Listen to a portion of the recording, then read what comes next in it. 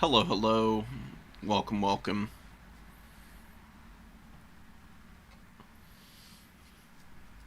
We'll hang out for a few minutes, and then I'll jump into the actual meat and potatoes of the stream, where we'll be just going through the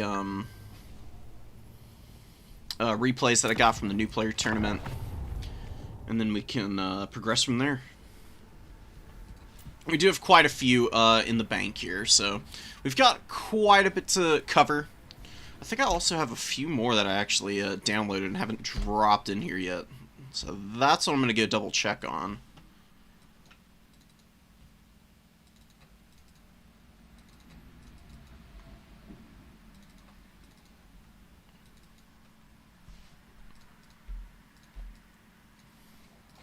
Beautiful.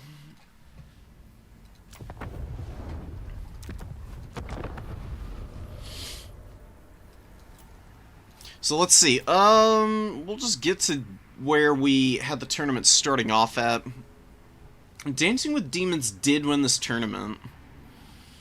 Ogre Kingdom's very powerful. I think it's still worth watching some of the replays where he was going through people, just so that you can get an idea of what you can do against ogres. Not everybody is going to be banning them, but I know Turin has been lately, so I think a lot of people are going to follow suit.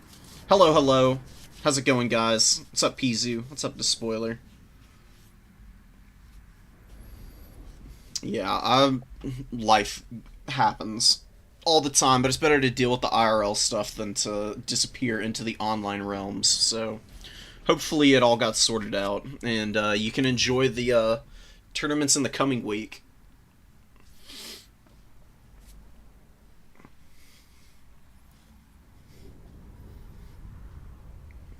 Nice. Always good to have family over. So we're jumping in here. Dried Floodplain's the map. We've got just tons of orc boys, of course. Not super surprising. That is kind of what the greenskins fall back on more often than not.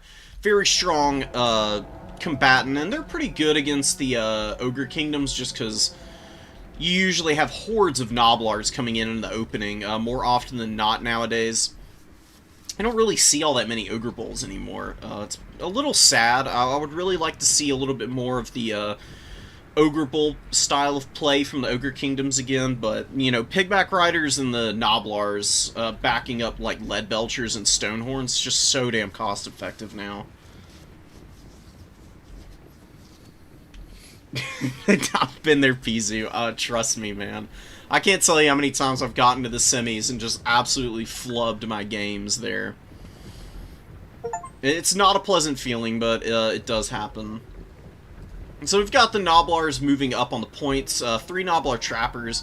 Stonehorn gonna look for some opportunities to rampage to the front line. This is a great unit. These things are so good at clearing out infantry, and against greenskins, you know, bodies, bodies, bodies kind of is the mantra for the orcs. Should have a pretty good time, as long as it doesn't get trapped up by Orc Biggins or the Biggin Cav. Definitely should have a pretty good time of it. Noblar Trappers get a little bit of shooting on the Orc Biggins here. Orc Boys, much happier to take the missile fire. They've got the bronze shields. Light armor, but, you know, any missile mitigation is pretty nice, and they should still beat the Noblars in combat there. Stonehorn does pile into combat, stops a little short of its charge, doesn't get its full collision damage off. It can absolutely knock 20-30 models off a unit if it rampages through them appropriately. Nice Spirit Leech going down on Gorbad. A little slow on getting Gorbad and the Orc Shaman into the fight, but I suppose trying to pile into the Stonehorn might not be the best situation for them. Mournfang Cav with a really nice flank, and then Pigback Riders getting right onto the other. Very dead Boarboy Big and Cav there. And we've got the Lead Belchers off on the side over here. Getting a little damage. Nothing too crazy so far, but we do have some Orc Biggins running for their lives. Looks like they took the worst of all the missile fire that's being thrown out here by the Ogre Kingdoms, and big volleys trying to get through the trees, but luckily most of the shots hitting the forest itself, not really doing too much damage. Dancing with Demons with a big break up top here. Overrunning a lot of the Greenskins units. We got some terror routes going down. Really unlucky, too, because those Orc Boys had Here We Go popped on them at the time. Broken Tusk Mob getting ground down by the Mournfangs and Pigback Riders, who are doing great damage to them, and they just can't get a good surround on the Stonehorn. Stonehorn was 600 value so far. Shouldn't take too long for it to get free of this fight, and then it can really start to take over this battle. Or spears here in the trees getting pushed back. The Wog does go down, but does not offer a whole lot of a equalizer on the value. Ogre Kingdom's looking pretty dominant so far. We do have a good engagement over here, though. Orc Biggins chewing through a Ogre Bull unit, who is without any Noblar support, it looks like. More Orc Boys chasing down some Noblar Trappers. Dismember does go down on these guys. Oh, Noblar Traps is going off. Similar looking effect to the Dismember, which is one of the army abilities for the Ogre Kingdoms. Leadbelcher Fire wrecking the Boar Boys as they try to pass. You have to shut Leadbelchers down. Even if you were able to kill the Stonehorn early, and kill, you know, a bunch of Noblards over here and stuff, leaving these Leadbelchers to shoot all game is just the other way that you lose this match. And they are just teeing off right now, and they're peeling really well for the Stonehorn. Stonehorn's taking a bunch of damage, but one good Meat Feast or maybe a Troll Guts should be able to just pop that right back up to full. Although it is the Deathcaster Slaughtermaster, which is a pretty good option here against Greenskins. Lots of Spirit Leeches have been going down. Looks like we've got a Fate of Buna on the Savage Orc Biggins here, who have done pretty decently for themselves. They've gotten through some of the Pigback Rider HP, dragged down some of the Mournfang Cavalry. We've got the Slaughtermaster in here. They have gotten decent value for their cost. Not quite paying for themselves, though, and now that they've terror routed, they do lose the leadership. They will break and get chased off the battlefield here, more than likely. Ogre Kingdom's very dominant on the low ground. High ground, they have lost the objective game so far, but they've got some Noblars here trying to cap it up. More Pigback Riders moving in, more Noblar Trappers, backed up by Pigback Riders, and they should be able to push from a very strong point on the number 3 here.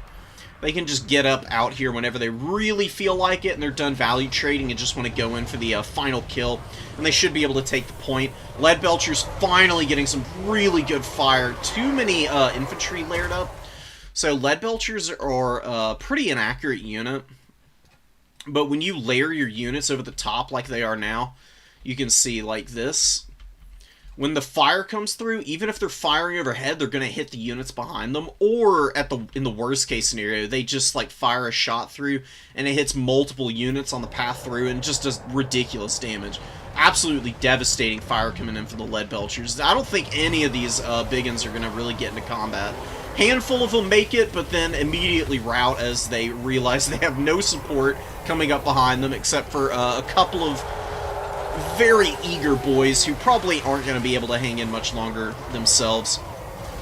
Big damage going down on the Orc Boys as the Leadbelchers fire at those Biggins. Stonehorn soaking up a ton of damage. Somehow hanging in here. Doesn't have a lot of HP left. Probably going to break in just a moment and run off the field, which would be really nice for the Greenskins.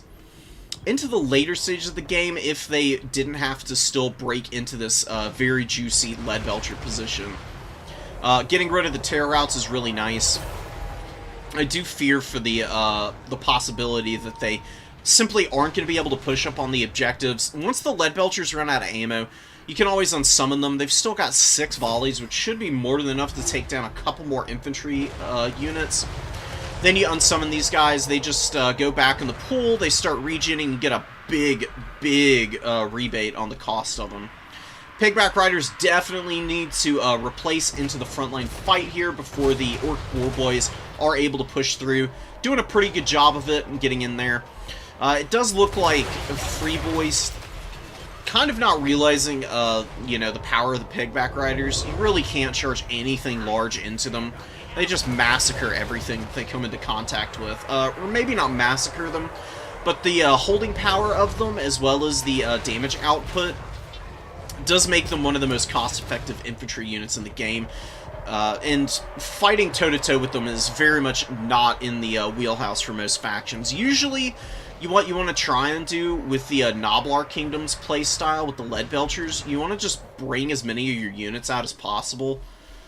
You want to get up on a point, you want to try and take some objectives early and get a little bit of a ticket lead. You can usually do that. Maybe skirmish really early with some really quick units that you can retreat before the Lead Belchers get up. And then you would just want to hang out in the trees for a little bit. Like, keeping all your units, like, spaced out in here. You can even push all the way up here. Maybe have a couple bow units that can fire out. They should be able to do a little bit of poke. And then you want your mobility to just slowly build up in the back for one big push. You want to get around the flanks and fully surround the Ogre Kingdom's army.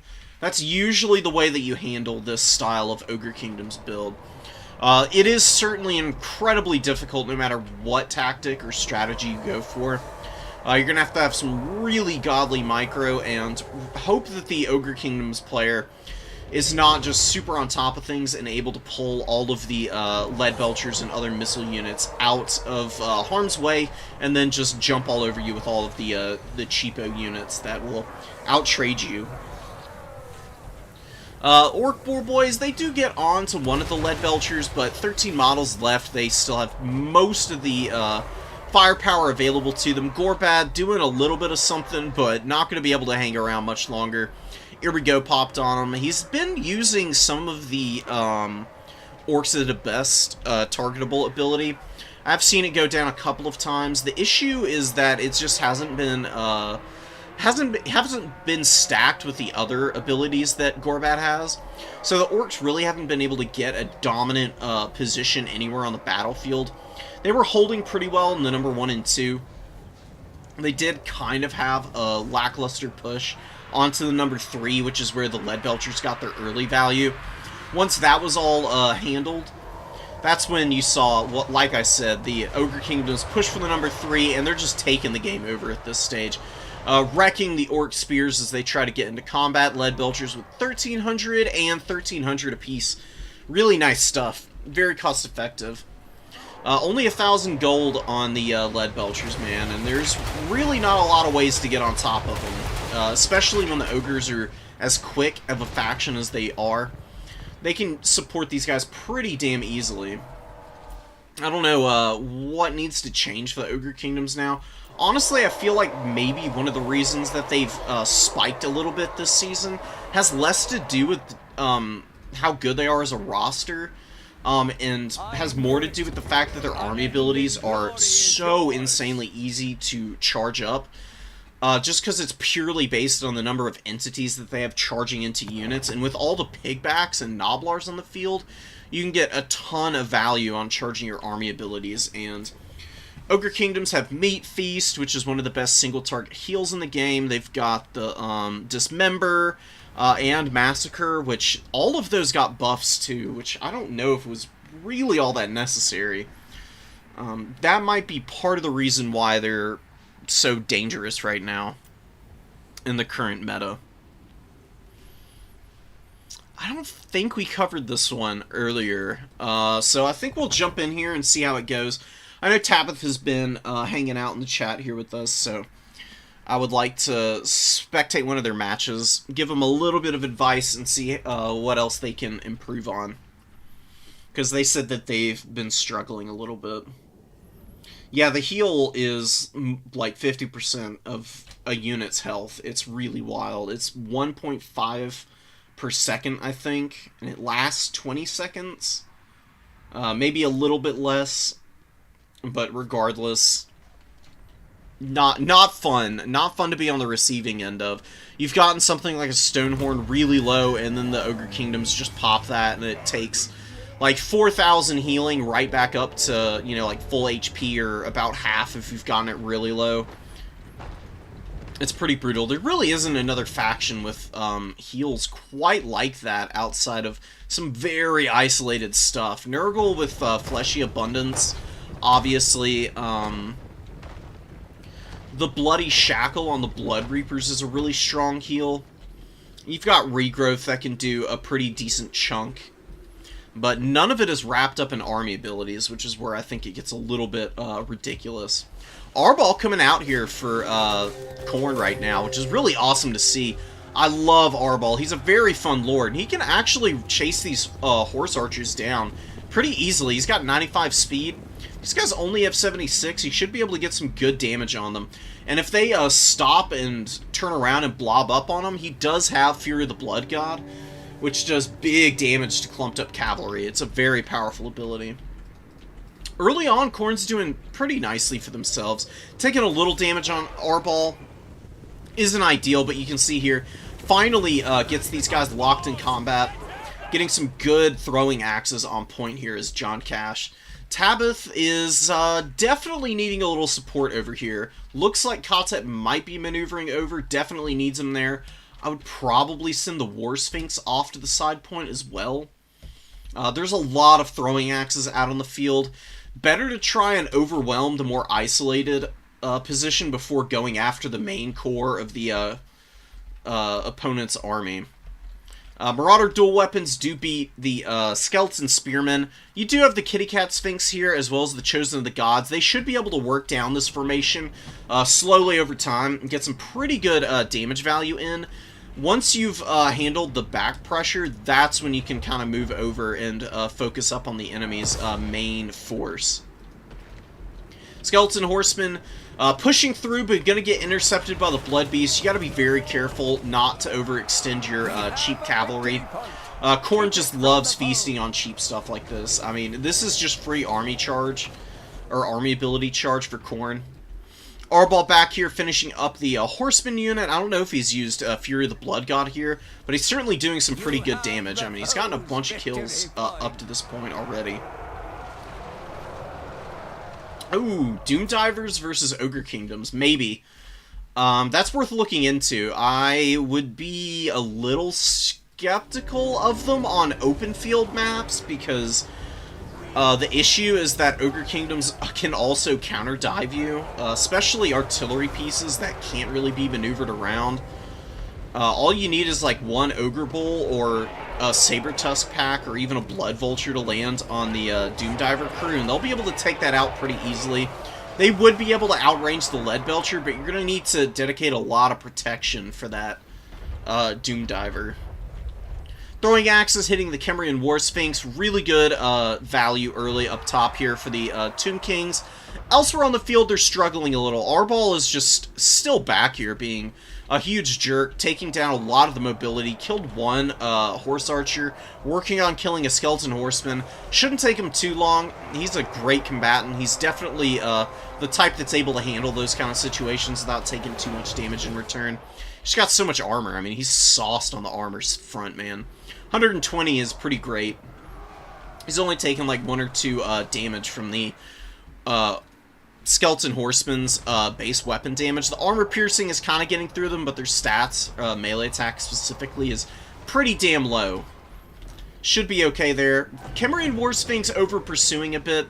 Don't want to get too risky with these things. You really need them to clear out the infantry in the Khorne matchup, especially. Your infantry are almost always going to be value trading downwards, so having the Sphinx around to actually run through the Marauders is very important. It's just being forgotten about out here by Tabith, who's just letting this thing get shot to absolute pieces, man. 4 throwing axes, really good recognition from Cash here, punishing the overextension and the lapse in micro really nicely. Khorne is a little blobbed up here. Chosen of the Gods should be able to get some really cost-effective shots in here if they just start firing now. You've got Tomb Guard Halberds in here, Skeleton Spears. Any friendly fire damage that you do is going to be outweighed by the value that you get on this front. I would definitely be focus firing there, and getting Spearmen forward to try and save the Chosen of the Gods here would also be really nice. Summoning in more ranged units with the Screaming Skull Catapult. Sure, it's pretty good against Khorne. Lowering leadership on the Khornate units to get rid of their frenzy is a pretty good strategy. Need a little bit more meat in the front line, though. You can see the Tomb Kings really struggling in terms of their cap weight. They have next to nothing left in the field here. Some Tomb Guard are wandering forward, but the halberds are about to go down. All of the skeleton spearmen in that pocket are gone. A lot of the Khornate infantry and mobility is starting to unblob as well, so the effective fire from the Chosen of the Gods not going to be nearly as useful now. And with Arbol on top of him, he should be able to chew through these guys. Not super quickly, but he's pretty damn powerful as a duelist. He'll be able to take some of these models down slowly but surely. And as long as he's on top of them, they're not going to be able to fire, which is where they get all of their real value from. Shots coming in from the Screaming Skull, not really finding a lot of purchase right now. Skull Cannon rolling through. Not a lot of kills. Decent value on it. 537 isn't too terrible at this stage of the game. And getting in here with the Marauders of Khorne with the dual weapons, supporting them a little bit, as well as grinding up some HP and ammo is also really nice for this thing. Marauder Horsemen moving into the backfield here, looking to layer some fire on top of the Chosen of the Gods, and maybe also Kotep here. Kotep is not the lord to pick in this matchup. He is really not good against Khorne. He's just way too vulnerable to diving. If your opponent brings Karanak or something, which honestly isn't too terribly uncommon for Khorne, just because they do need a way to control Cetra. If they have Karanak, Karanak can just solo Grand Hierophant Kotep for free, and that's not going to be good. You really need your magic out on the field as the Tomb Kings. Bloodbeast doing pretty nice, over-pursuing into the Shadow Realm here. Finally, a really good summon out from Tabith with some serious punching power. Sepulchral Stalkers are a mainstay in this matchup. Definitely could use a couple more of them. Chosen of the Gods are usually for clearing the Marauder Horsemen of Khorne with the, what is it?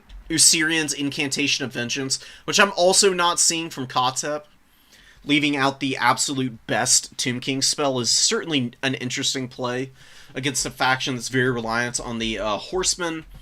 Like, Usirian's is good enough that you can use it and still do pretty good damage through the spell resist that Khorne has access to, especially on the Marauder Horsemen of Khorne, who are pretty expensive. If you're using Usirians on them, it's really not that bad of a situation. Don't give yourself the benefit of the doubt and rely on it a little bit more. It's really not all that expensive either. Also slow speed, so you can get better engagement against the throwing axes as well, potentially. These guys throwing in, they're going to finish off Kotep here. Kotep is just a little too idle right now inside the danger zone. And we've got the Eye of Khorne has been used, so Spawn Summon comes out, gets a little bit of value. Arbol out here with 2,000 so far, and we do have a death going down for Kotep. Not going to be resurrecting from that one, and is going to be the end of the game there. Tabith does throw in the towel. Biggest advice is just keeping this Kembrian War Sphinx and Kotep alive. I don't hate bringing a regular Kembrian War Sphinx with a Necrotech to heal it. That is one of the weaknesses of Cetra, is just the fact that the army passive for the Lore of Nehekara, it gives pretty good heals, but it takes a long time to heal Cetra up. And Kembrian War Sphinxes do have a pretty big HP pool, so the restore from the Necrotect is really nice on these things. You can definitely get away with it. I think, though, if you're gonna bring a dedicated caster lord that isn't Cetra, though, I mean, I really and truly believe that Arkan would be a better option. You can bring Arkan on the horse, you can cut all of these, bring the Tomb Blade, which is a pretty good ability. Liber Mortis is good against Khorne as well. Oftentimes, the demons aren't so common against the Tomb Kings. So the physical resistance is really good against a lot of the heavy-hitting Minotaurs, Blood Beasts, heavily armored infantry. It's good against regular Wrathmongers, but the ROR you see more often, and the ROR does have magical attacks, so Liber Mortis isn't going to mitigate that. It's still worth having, though. Cut the Curse and My Will Be Done. It's just extra gold that you don't really need to spend on a character who's not going to be wanting to get damaged or run in to support the front line by, you know, literally being right up in the front there. It's a little too dangerous. Toonblade charge army ability? I actually don't know. I don't think it does. Not from what I can tell. Maybe it's worth looking at, though. Here, we can actually test that out real quick. We'll see if we can get Arkin to pop it in combat. Just bring Arkin here. We'll take everything off so he's incentivized to use the Toonblade here. And we can just bring, you know, Bloodspeaker to go run in, land battle, battle for Itza.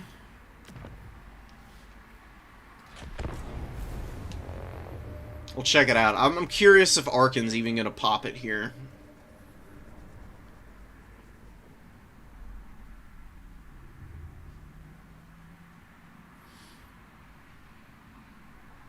If it does charge army abilities, then maybe it is best left at home, because the extra skeleton warriors aren't really meant for doing damage. Really what you do is you try to pop them on top of fights where you don't have your Ushabti covered by infantry already. Or you use them to blob up the enemy's missile cav or something. Which can definitely work in your advantage here. Should be easy enough to tell. The Bloodspeaker is okay enough in combat. Should be able to kill some of these skeleton summons if they come in. I'm actually curious also if the Bloodspeaker could beat Arkin. I know he's got the difficulty modifiers on here. It's not going to be truly reflective, but still might give us a little bit of an idea what the Bloodspeaker can do. It's actually knocking over Arkin a whole bunch, so I don't think he's actually going to use the damn ability. Ugh. Give it another minute. See, I don't know why the AI doesn't use its items very well. I don't know. It oftentimes comes down to this in campaign, too. If you ever fight Arkin in campaign, oftentimes he's not using some of his items. Just really obnoxious. Alright, well, we can figure it out another time.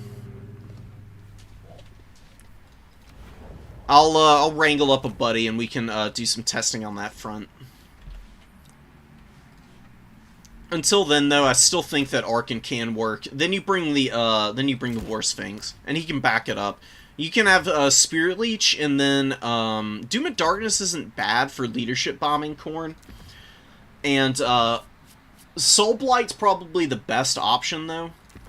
The armor reduction as well as weapon strength debuff is pretty damn good. It's very strong. Pretty cheap spell too, 7 Winds of Magic. You can use it quite often. Spirit Leech is here to leech down Valkia, or even use it against Arbol. Arbol isn't a terrible target for it. Doesn't have the most HP in the world. 6,000 is pretty good, and yeah, he's got 50% spell resist on this Fleshhound, but it's still 400 damage, give or take. Any little bit helps against these combat characters, and it would keep them a little bit more honest. I still think Setra's better, though. Setra with the Sphinx of Uskef is really tough for Khorne to deal with. It's a very, very scary goon squad.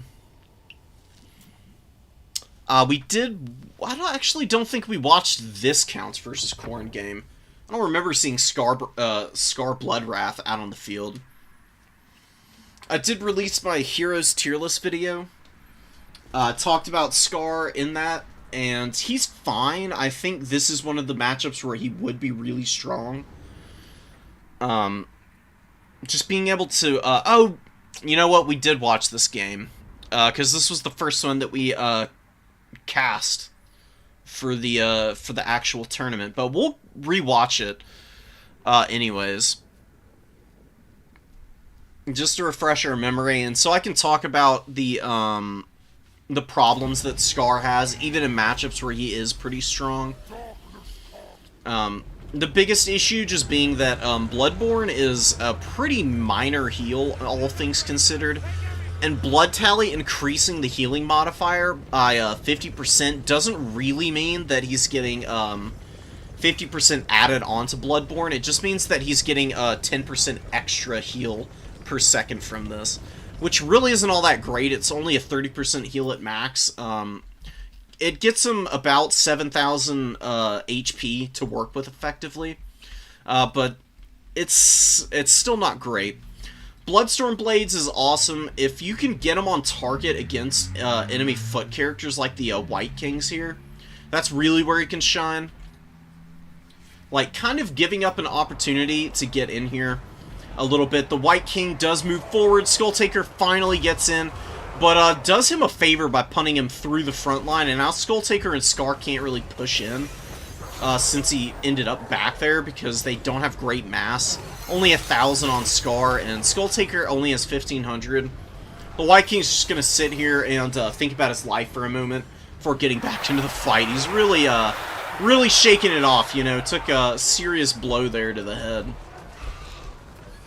The jump with the Cryptars is alright, but you're giving up 2 Furies to kill 1 Cryptar, which is 900 gold versus 1,300. Very much not in your favor as Corn.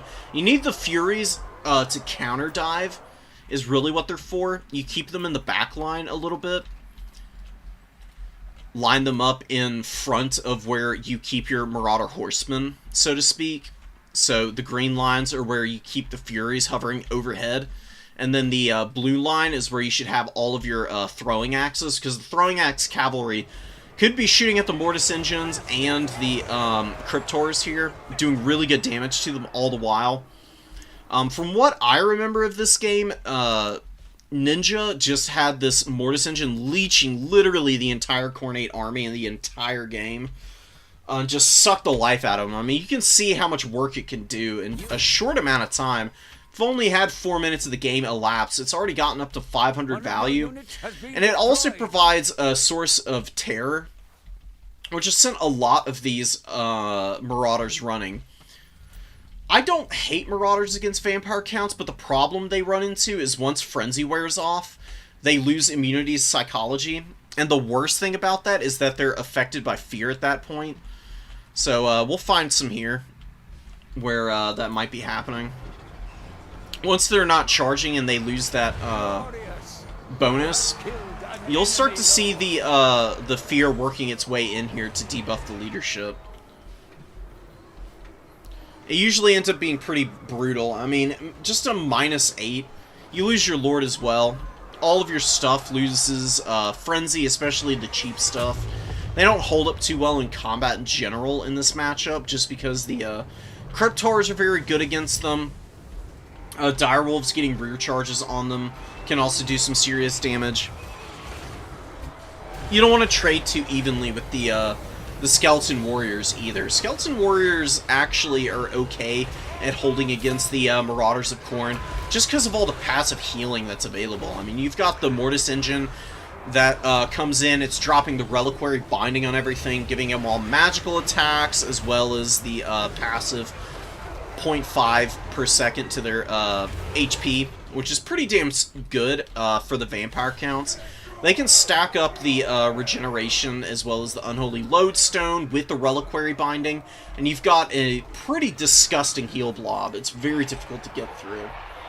What's up, Ninja? Yeah, we're watching your game. I did cast this one last go-around when we were actually in the tournament, but just wanted to check it out again.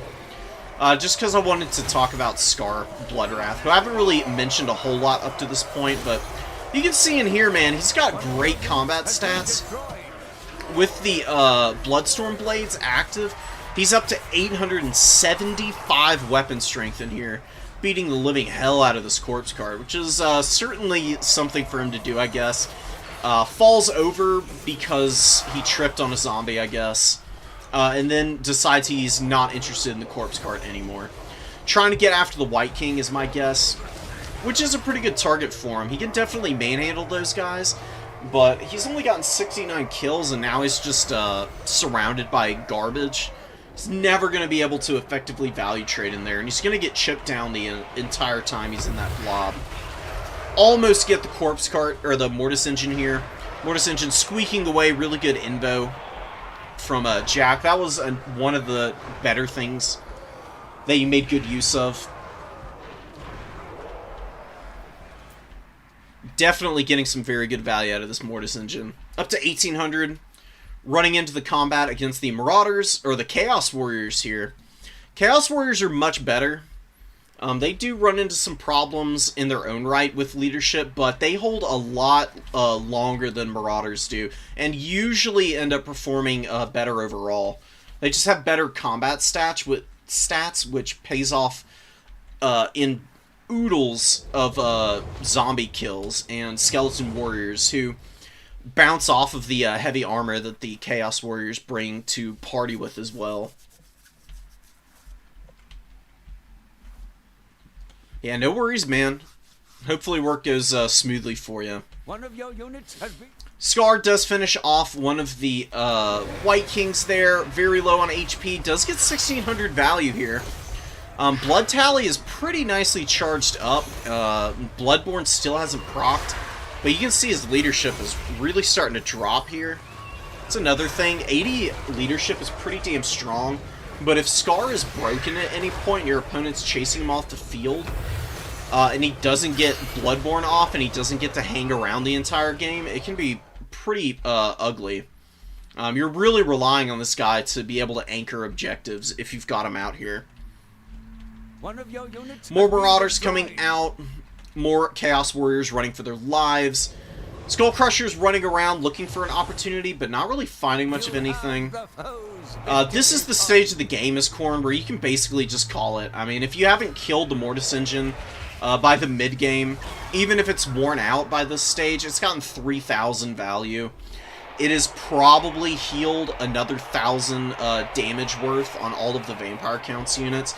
If you're not up by about 3,000 or 4,000 as Corn against the Vampire Counts, you're gonna lose the game. I can't really think of many circumstances where that isn't the case. This is not an easy matchup for the Blood God. You know, if your opponent is very knowledgeable and very skilled, like Ninja is, it can get to be a little bit frustrating to try and grind through all of the HP on the Vampire Counts. Oftentimes, you're also going to be trying to use your Horseman to swarm after the Mortis engine. Your opponent just pulls it back, moves it to another side of the battlefield. You try to mirror that, and then Vargeist and then swarms of Direwolves move in and try to get after your Horseman, and can usually do some pretty good damage against them, which really adds up and puts you behind. Black Coach, man, it's gotten some serious work done. 121 kills on this thing. Good grief. I forgot how well it did this game. Another really good unit. It's really good for running down armored infantry, as well as the demonic units that come out, like Bloodletters. Bloodletters get absolutely flattened by the Black Coach. It's really brutal for the Blood God. Kind of hard to play with your infantry in this matchup. Usually the best thing is the Chosen with dual weapons and a few Chaos Warriors. And then you just focus on dealing with all of the other Vampire Counts units by countercharging as they try to deal with your front line. Yeah, exactly. Dogs and Flyers are the answer that the Vampire Counts have to most of your mobility. We have seen Beastmen versus Greenskins. We watched this one last time around. Grayson Mini Scout we did see this game as well. Wood Elf Skaven. I don't remember if we watched this Kislev versus Nurgle game.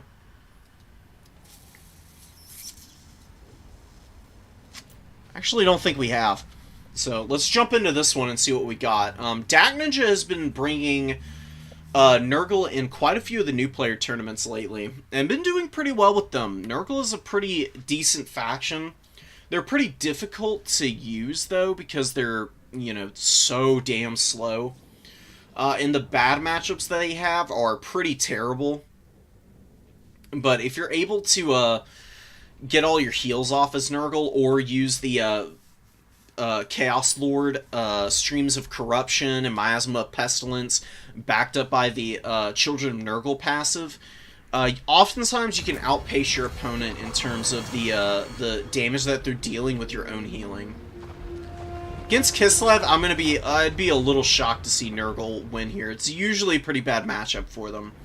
Nurgle's not very good at shutting down the Kossars, who are just very cost-effective against the low armor Nurgle forces. Do have a bunch of Chaos Warriors, though, so they might be able to grind in here pretty effectively. It's really the Marauders that I'm worried about. Like, they've only got 15 armor, and the Bronze Shield is whatever. It's really not that great. Armored Kossar Fire is also going to hit them and slow their advance down, which is already a pretty grinding 35-foot speed.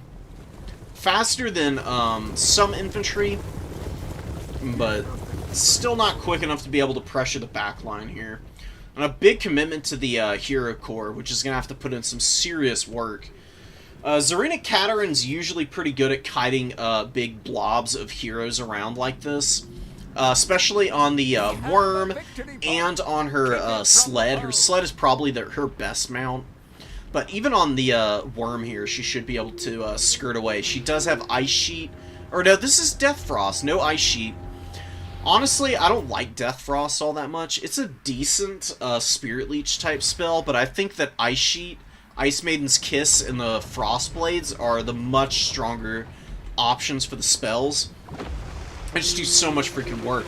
Beautiful Stream of Corruption. Hits 3 units here. How much value to get out of it? 200 value out of that Stream of Corruption.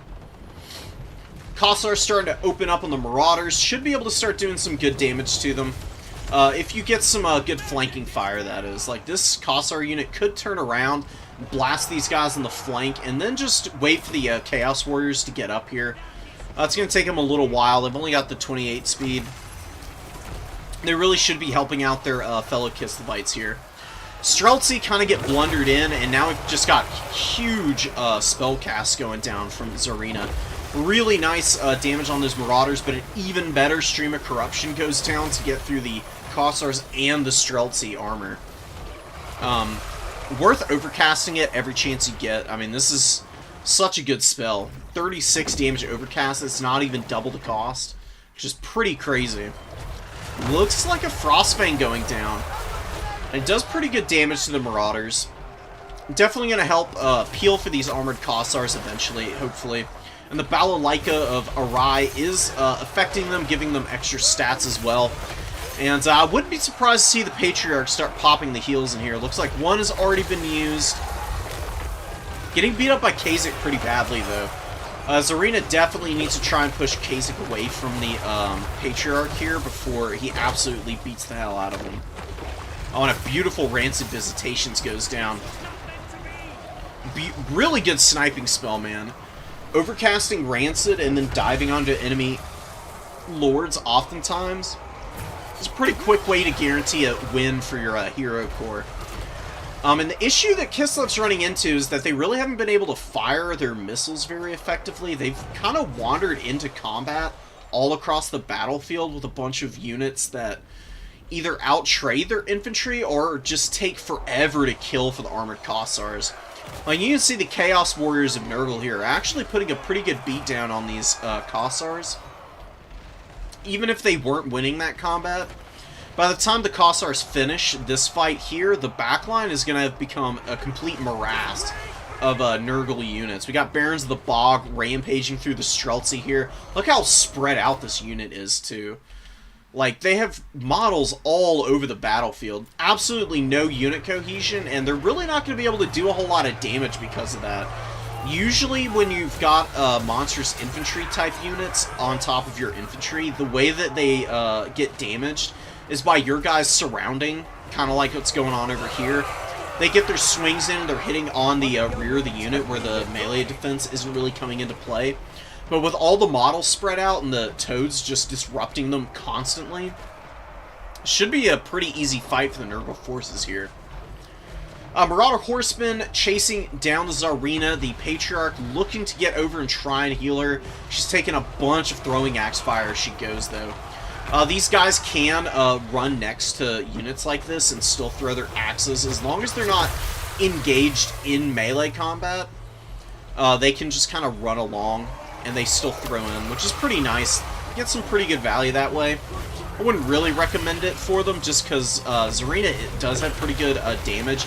Then there's also Terror Routes, like what we just saw here. Layered up Frostfang with the Ice Maiden's Kiss, and immediately breaks the throwing axes here.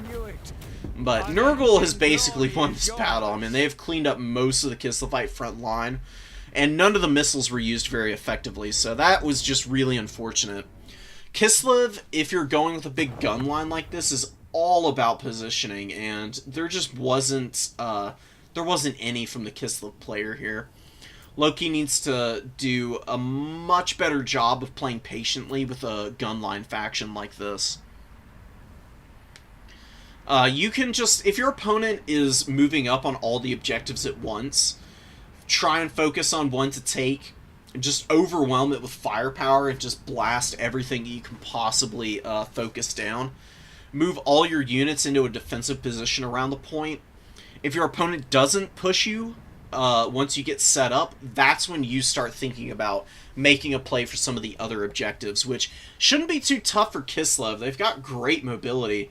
I'm not seeing a lot of those options in here, though. I don't hate having the Ice Guard in reserve here. A couple of things in the woods are nice. I don't think the Wolf Hearts are really all that necessary. Do want the Patriarch. Things in the woods, like I said, are good, but get rid of the Incarnate Elemental and the Wolf Hearts. And the best thing you can do is Kislev, really and honestly. Let me swap over so we can have the accurate representation of the army costs. Where's Kislev? There they are.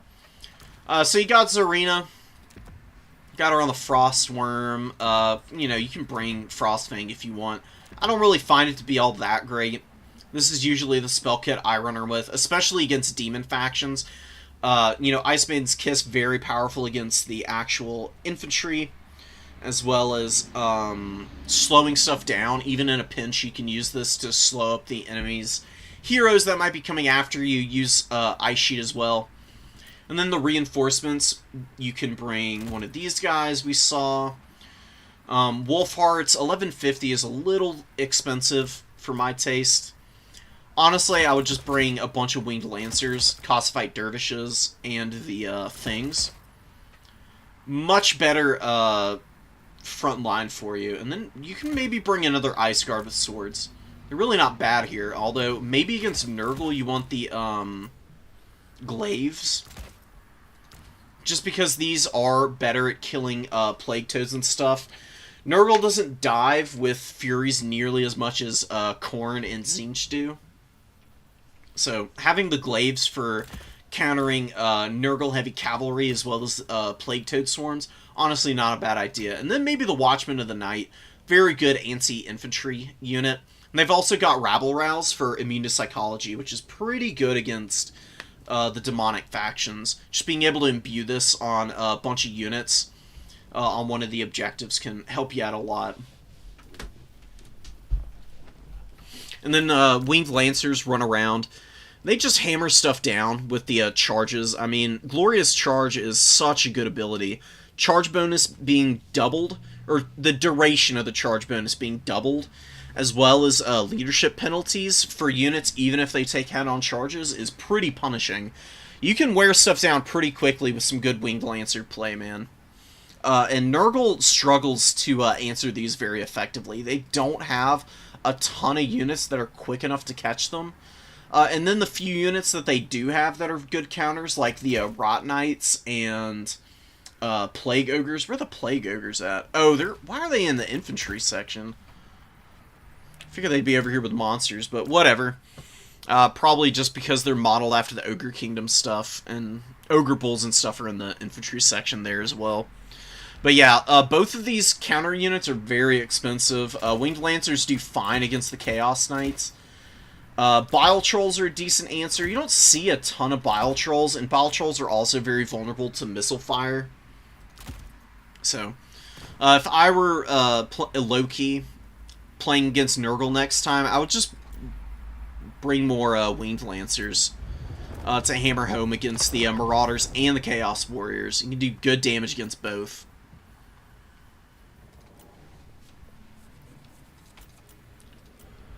Ogres versus Skaven. Ooh, we do have some more Skrulk action coming in. We got double Stonehorn here. Very interested to see how Ogre Kingdoms do with this build. How does Kislev deal with the character goon squads? Yeah, you just kite them around. You don't want to fight those characters. Zarina is good enough as a duelist on the Worm that she should be able to duel against any of the characters if they're isolated. The issue with trying to duel the Nurgle characters is your opponent overcasting Fleshy Abundance on everything. Just heals them all back up to full, and then you cry because you've wasted all of that time and effort and taken a bunch of damage in return more often than not. Some more death magic coming in here. We have Buna, Spirit Leech, not super surprising. Best options available for the Ogre Kingdoms and Death Casters in general. We do have Stonehorns back here, 2 of them, no Lead Belchers, which does make a lot of sense. Skaven are one of the few factions that have a good answer to the Lead Belchers in the form of the Natty Bubo Sharpshooters. You got Snipe and Stalk, plus they have much better range. They just absolutely wreck Lead Belchers, so... Dancing with the Demons obviously is decently experienced. Got the answers on the field here. Terror-causing monsters with good anti-infantry profiles. Usually the way to go against the Raki. Good focus fire from the Night Runners early. Pushes off the Novelar Trappers here. I don't actually know if Dancing was undefeated in the tournament, so maybe an upset incoming. Night Runners can definitely skirmish with the Noblars. Probably want to focus on the Pigbacks, though. Clanrat Spears should be good enough to be able to put some good damage in on the Noblars here. And I think shooting down the much more annoying of the units would be a better use of your time. But I don't know what's going on back here with the Stonehorns. They have been very cautious with moving up, and Skrulk taking a little damage early from the Spirit Leeches. Should be getting up into the front line. What you want to do with, if you've got Skrulk on the field, actually we've got it going on right now. Really nice play from Foge too. You want to get Skrulk up in the pocket here between these 2 units. Then you pop Rod of Corruption, and you just melt the HP off of both of them. And Pigback Riders and Noblars will take fat damage from a Rod of Corruption right now. It's a very powerful ability.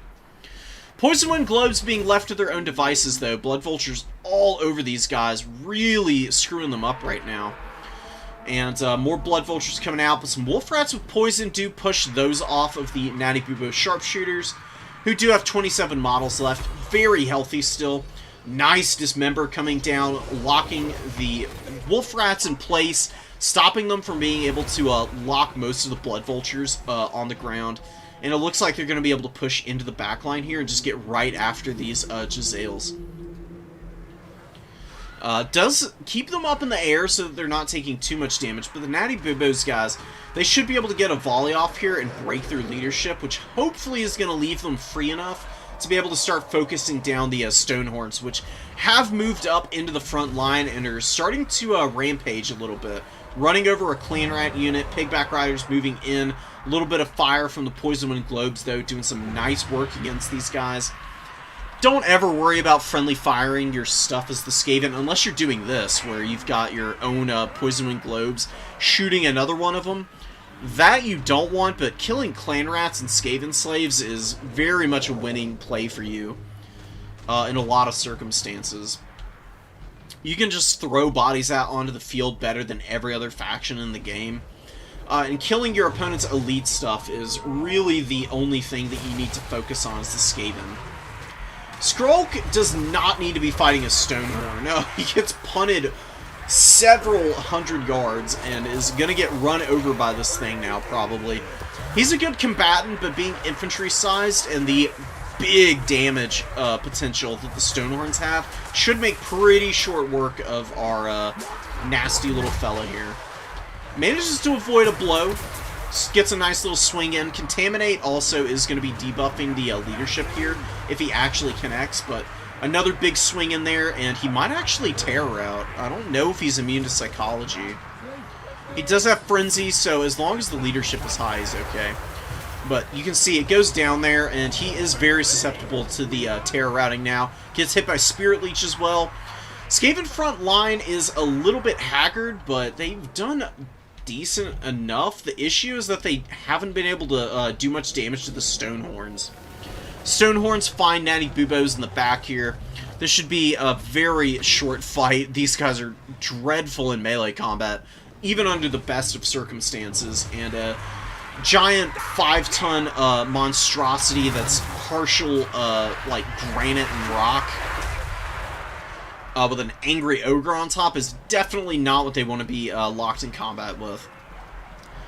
Terror routing some Clan Rat Spears here. Oh my god, half health. The Poison Wind Globes in one good charge there, man. Stonehorns with some pretty good value so far. 600 and 900 on this one. Having beaten up on Skrulk a little bit, but just getting the terror routes and being able to send the Skaven into flight, where they can get chased down by the Ogre Bulls, as well as Saber Tusks and any Blood Vultures that might come out, is a really nice position for the Ogre Kingdoms to be in. Big resurgent of Raki here in the middle. There are some Storm Vermin Halberds moving up. They should be a little bit more resilient here. And you can see the Ogres in full retreat on the middle objective here, where the Skaven have been able to win their combats. Skrull gets found yet again, though. Drops the Liber Bubonicus and Rod of Corruption as he goes out. Rod of Corruption not very strong against SEs. It very much is a sort of Daith type effect, like on Durthu. And Flock of Doom is another comparable spell example of what its intended purpose is. It's for clearing out infantry. Does a shit ton of damage. It's very strong.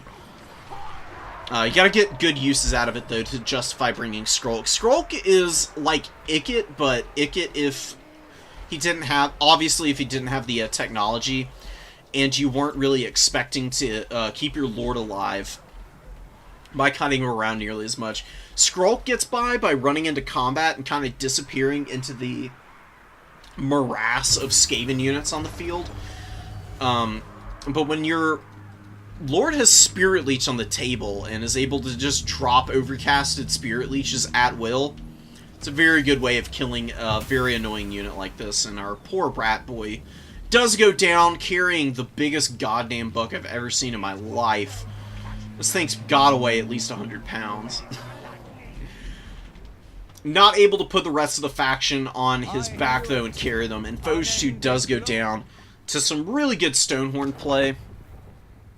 266 kills here, 300 on the other, 1,200 and 1,400, well on their way to paying for themselves. Noblars didn't do all that much. Most of them were getting killed there at the end. Didn't have a lot left on the field. Ogre Bulls were coming in, though, with the Mournfang Cavalry, and they would be more than enough to be able to deal with what little remained of the Skaven army here. Poison Wind Mortars, I don't hate bringing 2 in the opening. Honestly, a pretty good idea. I don't think you need to just throw bodies at the Ogre Kingdoms. I think cutting a couple of these Clanrat Spears, cutting this Night Runner, maybe one of the Halberds and both the Poison Wind Globes would be a good start. Because you need some ranged DPS to be able to get through those Stonehorns.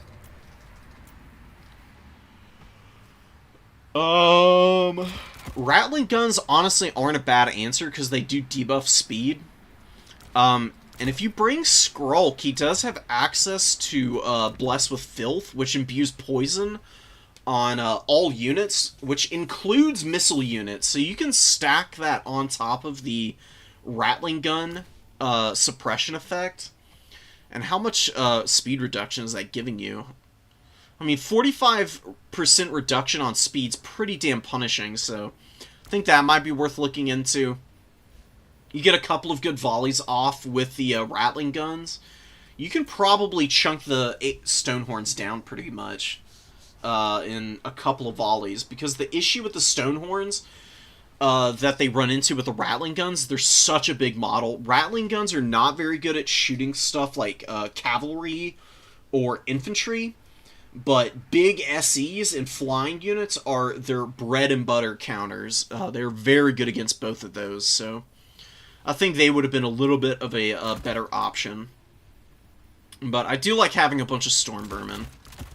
But maybe you can bring the Council Guard instead of bringing 4 regular Storm Vermin. And just say you got at least 1 unbreakable unit on the field. And they also give Guardian to your Lord. So if he's getting attacked in combat, he can maybe survive through it. Yeah, I cast your game, Tabith. I wanted to try and give you a little bit of, like, advice to think back on for the next time you're getting into some matches. You were doing pretty decently against Khorne. Committing more Skeleton Horsemen to grind into Arbol was, you know, fine, but you needed something over there that could actually do damage to him so that he couldn't just disengage from those combats with as much HP as he had to go after your more valuable pieces. Bringing out some Sepulchral Stalkers to shoot at him as he's trying to retreat would be a pretty good call. Sepulchral Stalkers are really good against Khorne. Tomb King's bread and butter type unit. You want them in every matchup. I do like Plague Rash. It lowers speed and raises vigor on your opponent's units. And Pestilent Breath is actually a very strong breath attack spell. It does a ton of damage. It'd be very good for clearing through the Pigback Riders and the Noblars, honestly. I think maybe you could bring Skrulk against the Ogres. Just have to be very careful that he doesn't get hit by the Spirit Leeches. Which is a little easier said than done. I mean, it is very cost effective, and he's got a pretty small HP pool. Just don't know. It's tough. I mean, I can't really say anything about Foch2's play there because the problem is really just that Ogre Kingdoms are so insane right now. Turin banned them for the season finals for a reason. I think a lot of people are going to start banning them in their tournaments as well. They're just so out of whack right now. I mean, they just crush everything they run into. And a lot of the problem is not just stuff like Thunder Tusks and Pigback Riders, but Lead Belchers also, who are only 1,000 gold and can easily get you double that with good use out of their volleys. Playing Tomb Kings wrong. I don't think there's... I hesitate to say there's a right and wrong way to play any of the factions in the game. Kotep right now is really not all that useful, mostly just because the Kimrian War Sphinxes are so needed right now. If you want to bring a Caster Lord Tabith, I mentioned it at a little bit after we finished that replay up. Arc in the Black would be a little bit of a better option. You've got the Skeleton Summon that you can use. Still not sure if that charges up Khorne army abilities as the models are dying. I don't think it does, though. I don't think summons count for army abilities, from what I can tell. You can bring Spirit Leech for Arbol and Valkia, and then Soul Blight to debuff armor as well as weapon strength. It's a pretty solid spell kit that you can bring here. And then maybe if you want Aspect of the Dread Knight, you can add it on. It does give magical attacks, so any demon units that you're going up against, you can get your units to be extra effective against, because you'll get through the Phys-Res of any of the Bloodletters and other Fury-type Fleshhounds. All those kind of units will really suffer with Aspect of the Dread Knight going down on your Undead Horsemen or whatever you're using here. You can bring the same build. You just need to be better about the Kimrian War Sphinx micro, because I saw in the game that you just kind of forgot about it, and then your opponent sent all of the throwing axes over to absolutely ruin that thing's day. It needs to be on the move at all times to get its maximum amount of value. Not a... Oh, this was because Clan, couldn't get the, map pack added in. We'll come back for these, at the end. I do want to cast Clan's games, because, pretty good player. Very good Beastman player. It's always fun to watch some, Beastman action. Hiles versus Coast should be a pretty good game. We've got, Grace and Fabrosi on their mains. They're pretty damn strong players. Ooh, yeah, I'll, once we get into the game, I'll pause it, and then we can, I can go let you know. I'll go check the, stats right now, and let you know who's doing best against Ogre Kingdoms. I would imagine Slaanesh probably does pretty well against them. Just because Hellstriders, Seekers, you know, it takes Broken to beat Broken sometimes.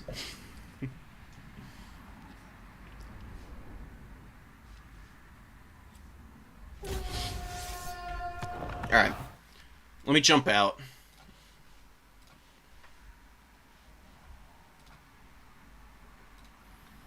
Against Ogre Kingdoms, wow, Vampire Counts are doing really well against them. Vampire Counts, Tomb Kings, Kislev. Warriors of Chaos have a win rate that's better than 50% right now. I don't think that's a super great matchup for them. Honestly surprised that Slaanesh isn't doing that well, but it's only 6 games. Slaanesh is 4-2 against them. Ogre Kingdoms are legitimately I'm gonna need to show you guys this, because, I mean, this tells the tape right here. This is just ridiculous, dude. I mean, good grief. So, Ogre Kingdoms are undefeated against Bretonnia, Nurgle, High Elves, Chaos Dowie, Beastmen, and they're undefeated against Beastmen, who are a top 5 faction. And there's 11 games played in that matchup, which is just insane. I mean, absolutely crazy. I mean, that...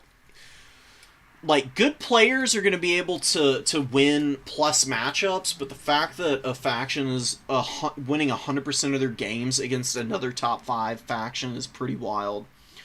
And doing incredibly against Dark Elves, Wood Elves, Skaven, Grand Cathay, Empire, Tzeentch. I mean, the fact that almost half of the rosters in the game, if not actually half, how many? 1, 2, 3, 4, 5, 6... 7, 8, 9, 10, 11. 11 factions are getting beat by Ogre Kingdoms 80% or more of the time. Pretty gross, man. Slaanesh is up here. Slaanesh has been getting banned a lot more frequently, though, in tournaments. Like, they got banned earlier and more often. Ogre Kingdoms have had a little bit more time to shine, because I think a lot of people thought it was just the Thunder Tusks. But the continued climb on the win rate is definitely a testament to the fact that that really is not the case. The Thunder Tusk didn't help things at all, obviously, and is certainly the strongest unit in the game right now, but Lead Belchers are pretty insane. This is where a lot of the win rates are. If your faction can't kill the enemy's Lead Belchers and you're going up against Ogre Kingdoms, and you struggle against Stonehorns, you're probably going to lose the game. I mean, what the hell, man? Gross, gross. I mean, seriously, you get down here, there's 6 factions that are doing okay into them. Vampire Counts I'm stunned by, honestly, but I guess it's just all the healing they have access to or something. Blood Knights and Dire Pack, Fellbats. They do have a lot of swarming elements, so maybe that's why they're doing okay. But, goddamn, dude. Okay. We'll get back into talking about the less grossly unbalanced factions now. We do have High Elves and Vampire Coast here, both quite modest and looking to make a name for themselves here. Gunnery mobs with Morghuls moving up onto the point. Always nice to have a little Vanguard as the Vampire Coast, just to start taking objectives early. And you've got some Lamprey's Revenge coming out in the initial force, backed up by quite a few handguns. We've got one here, another in the back. Oh, that's a polearm unit. One over here. So 2 handguns, a couple polearms, Handful of bombers. Bombers very cost effective, very good in a majority of the matchups that you can go into, especially against the high elves. High elves are very lightly armored, all things considered. Usually, I would say that high elves are favored in this matchup, just as long as the archers are able to get their bows on target. They've got amazing range, and they're incredibly accurate. They shred gunnery mobs. And they do pretty good damage against the longer range missiles as well, just because they're able to get a couple volleys off before these handgun mobs waddle into range themselves. So usually by the time they're engaging the archers have already taken a third or even half their HP out. That puts a lot of pressure on the Coast. Coast has heals. You know, all the undead factions benefit from it, but they have the least passive healing out of all of them. So any early damage that you can get on the Vampire Coast is very nice to have, because their units crumble out very aggressively. They do not hold up well at all if they've taken good early damage and get attacked by stuff like Rangers here, very good at peeling through hordes of garbage. Happy with your 1-2 record past midnight. I'll see you later, Despoiler. Take care, man. It was a pleasure having you as always. Really good Tempest coming down from Alariel, but there does need to be an answer, and it does look like some Illyrian Reavers are going to make their way out just to hammer home against these Fellbats before they kill this crew. You got to be very on point with your micro, though. Fellbats don't have great damage output, so you get a little extra leeway, but there we go. Finally getting them onto a target. We do have the Rangers squaring up for the frontline fight. You can engage with this one here, but pull this one back because the bomber mob is here. You want to try and avoid taking damage like this. Getting your Rangers flattened, even if your opponent's deckhand mobs take a decent chunk of fire as well. Usually going to be a very nice trade for the Vampire Coast. I mean, they can afford to lose 250 gold to your 650 any day of the week. Archer's getting some good fire in here. I did see that Wind of Death go down. Did a good chunk of damage to some of the units out here. Not 100% sold on it being super cost-effective, though. 669 value from Noctilus, and he definitely... I mean, he killed 104 models with it, so... maybe worth it. I just feel like Morngul's stacked on top of some deckhand mobs should usually be better. And if you've got Noctilus, I think Melkoths and then the Invos are just a better use of your time. Yeah, Wind of Death is crazy, guys. It does obscene damage. It pretty much one-shot that Archer unit. They went down in no time flat. And it did hit some of the Ranger unit out here, which is getting mopped up by the Bomber mobs here. You can see the damage Bomber mobs do. They are pretty spread out at this point, so that volley wasn't nearly as devastating as the first. High Elves are really struggling in here, though. They have really committed their front line in very piecemeal, which is something you absolutely cannot do against the Vampire Coast. Vampire Coast is a faction that you have to engage with all of your units in one consolidated push. If you're not going to do that, then sitting back and value trading with your archers is the way to go, because you've got the superior range. Lothar and Seaguard actually have shields, as well as having spears, so they're pretty incredible in this matchup. There's not a lot that can threaten them from the Vampire Coast for free. They can usually just walk up with their shields and their superior range, shoot down the handguns, not take a bunch of damage in return, even if the handguns get into range. If your opponent wants to push with their deckhand mobs, you have superior speed on the Lotharns. You can just pull them back some, draw your enemy's infantry even deeper.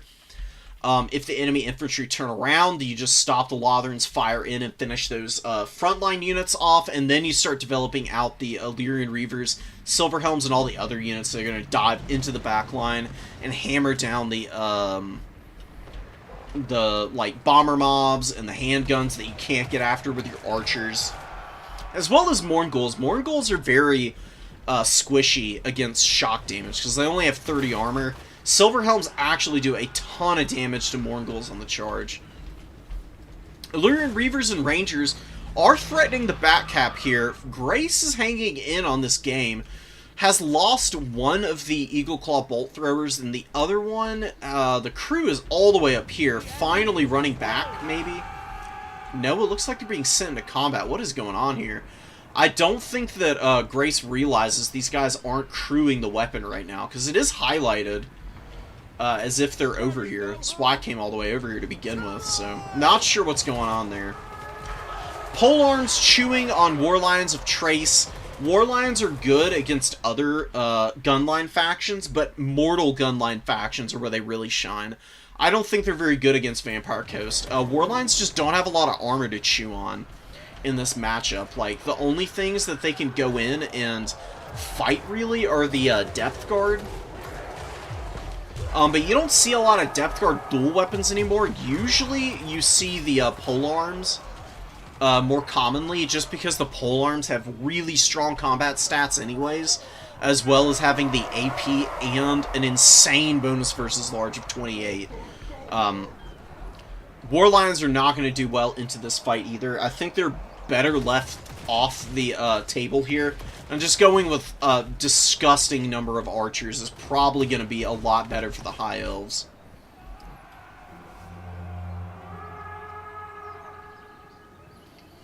Yeah, the shields, Rangers are good in this matchup, but they're better in the late game.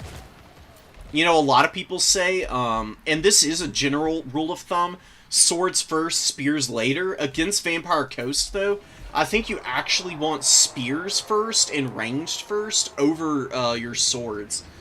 You want to bring the Rangers in the mid-game, because what the Rangers can do is they get out on the field pretty quickly. They've got good foot speed with 40, so they can get up to the front line pretty fast. Spears are a lot slower, as you can see, with 33 base value. You use your Lotherns and Archers to trade early. Rangers come in the mid-game to push off any remaining deckhand mobs, do some damage to Depth Guard, occupy the attention of Mournghouls, as well as just push onto your opponent's back objectives with their good speed. You just want to threaten the Vampire Coast on as many points as possible without committing to fighting into the meat and potatoes of their army. High Elves are doing alright. They're hanging on to the points pretty well here.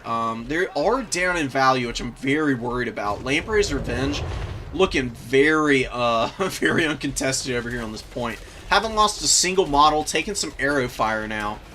It should take a long time to get through these guys, and they do have the regen, obviously, so very beefy unit. Cannot really peel them with most of the High Elf roster. Fireborn are usually your best bet against these guys, but the Fireborn can be a little bit risky against Coast, because Coast shooting is pretty good against very elite cavalry units. Deck Droppers used all their ammo back here. Night Terrors hanging out on the point. Mournghouls chilling here as well. And we do have Alariel landing on the ground, getting shot by some of the Black Spots shooters, as well as Noctilus looking to get after her, but she does get back up in the air. Should be relatively okay. Haven't really been I haven't noticed any Star of Avalorns. There's 2 uses left. If you're going to bring Star of Avalorn, you need to use it. I understand wanting to get a really cost-effective cast-off of it, but just holding on to it is pretty pointless. It's not going to do you any favors in the next game, after all. You know, there's a little bit of a here-and-now emphasis on abilities and items. Earthbloods, I've seen some good Tempests. We had a good one back here on the Fellbats early, but more Fellbats come out. Looks like they took down the last of the Eagle Claw bolt throwers. Really good Earthblood, hitting pretty much the entire army here. Maxing out on the 4 units that it's able to hit. Giving the Rangers and the Lotherns, as well as these Spearmen, some extra time to grind against the front line. They are fighting the Depth Guard polearms here, though. Not a very good situation for them. Finally getting the Star of Avalorn out. I still don't think they're going to be able to win this, even with all the healing that's going in there. The problem is that the depth guard just hits so freaking hard. They should be able to chew through the high melee defense of all of these units just because of how strong these guys are. I don't know if Fabrosi's been using the Enrage as well, but that's definitely also worth popping on the Bloody Reavers. Just is 40% ward save for 22 seconds on a 90-second cooldown. They can be incredibly obnoxious to try and grind through. And doing it with Silverins and Rangers and Spearmen, definitely not a very worthwhile endeavor. Some Nobles out on the field. I did not notice this guy earlier. But definitely good against Lamprey's Revenge, but good invocation and a heck comes down from old Noctilus. Beautiful Wraithstorm, man. Punishing the very blobbed up high elf infantry here. This should be a pretty dominant win for the Coast. They need to just secure their number 2 objective and play on the points for the rest of the game. They're a little bit behind on the tickets, and they really need to make sure that they don't lose the double cap for any amount of time. But they're also not holding on to the number 3, I guess. High Elves with the better cap weight over here. Just able to lock this down. Black Spot should be able to shoot off the remainder of the High Elf forces here. Lamprey's Revenge with the Depth Guard should be able to anchor. And I would just maybe send Noctilus out to the number 2 where he can use Melkoths to chip down the Illyrian Reavers and maybe anchor the point back there. You got a ton of Mournguls and Zombie Pirate Deckhand mobs on your opponent's back objective. It is flipping. It's going to occupy a lot of attention, but I don't think that's really a worthwhile trade when you could have been holding on to your own objective the whole time. Pushing with the Undead is a risky proposition because your units are so slow. You need to be very cautious about overextending. You know, another thing that's probably holding back the Vampire Coast here is the fact they've been summoning out tons of Fellbats. They're not a bad unit, but they don't provide any cap weight. You have to get good value out of your deck droppers and Fellbats, or it's basically giving up all of the battlefield control, and the High Elves might win this by outcapping the Vampire Coast here. They are down big time. You can see the High Elves have nothing left out here. They just unsummoned basically the entire tattered army just to get a couple of units out on the field. Got some Rangers moving up, 1,300 left in the bank. Not sure what it's going to be. It's going to need to be a very powerful unit, though. War Lions are probably not going to be a... maybe they can help finish off the Bloody Reavers here, but you've still got to worry about a new Rotting Promethean Gunnery mob back here. Black Spot are anchoring as well in the middle of the field with some really solid value. 870 so far. Got the Lamprey's Revenge. They are pretty healthy as well. Probably going to be pushing up onto this point. Just desperately trying to finish off all these elves here. They're going to recap the number 2. Going to be able to hold on to the number 3. But are they going to be able to take the number 1? Like, you could very well be pushing from a little bit of a better position if you had these guys back here. You cap up your point, you clean up the Illyrian Reavers earlier in the fight, and then you push up, and the ticket lead wouldn't be as bad because your opponent wouldn't have held a triple cap over you for as long as they have. War Lions get on top of the Black Spot. Not a bad fight for the War Lions. They can definitely do a little bit of damage to the Black Spot, but these guys do have a, they discovered the power of bayonets, basically, you know. Sticking a pointy stick on the end of your gun suddenly makes you very good at fighting large targets. You can see the War Lions taking a decent amount of damage here from fighting the Black Spot in melee. Most of the unit is pretty preoccupied, though. They're trying to get forward and fire their muskets off to try and clear through some of these infantry over on the point here. Star of Avalorn, one use of it left. I would have already probably have used it. There were a lot healthier infantry earlier over here. Now you've got the Silverin Guard basically on the verge of breaking. Very susceptible to terror routes. In fact, they are broken and running, and the Rangers running as well. One Silverin Guard is going to be anchoring this point, though. Should be able to poke down the remaining Night Terrors and Lamprey's Revenge with just a little bit of help here. High Elves need to all in onto their back objective here. They do not need to be spreading out any more than they already are. Getting those Illyrian Reavers back here, or using them just to stuff deckhand mobs, is probably the best thing you can do with them right now. Black Spot going to be going down here, not before getting 1200 value, which is really damn strong. Honestly, a very fun ROR. I mean, they fire pretty quickly for a handgun unit, as well as the extra defensive stats that they've got. A little bit better melee attack and melee defense, as well as that bonus versus large and AP halberds. Typically makes them a little bit tricky to handle, actually. They're really not all that expensive either. Finally flipping the cap weight on the number 1. The Vampire Coast has got to have it here, man. They really need some deckhand mobs up here, but they're just so slow. I mean, it's taking them ages to get up here. I understand the urgency earlier in the game to try and go for the back objective just in case. I just can't harp on defending your points as Vampire Coast, though, enough. I mean, you have to do it. You have to be able to keep those objectives secure, or you end up in situations like this where you've been winning the entire game and you're down here at the very end of the match trying to grind out a win. You've got 3 seconds left and your forces are just not able to get it done, man. Oh, that's so brutal.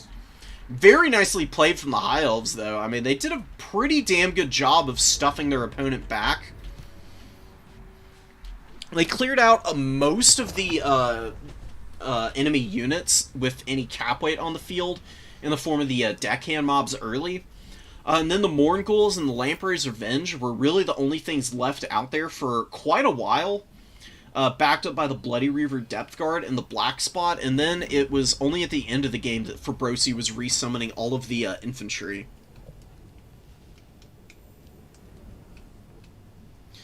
Yeah, but the Fireborn synergize amazingly with the Star of Avalorn, but I think maybe Grace didn't bring him in, just didn't feel confident to not get countered by a Carronade.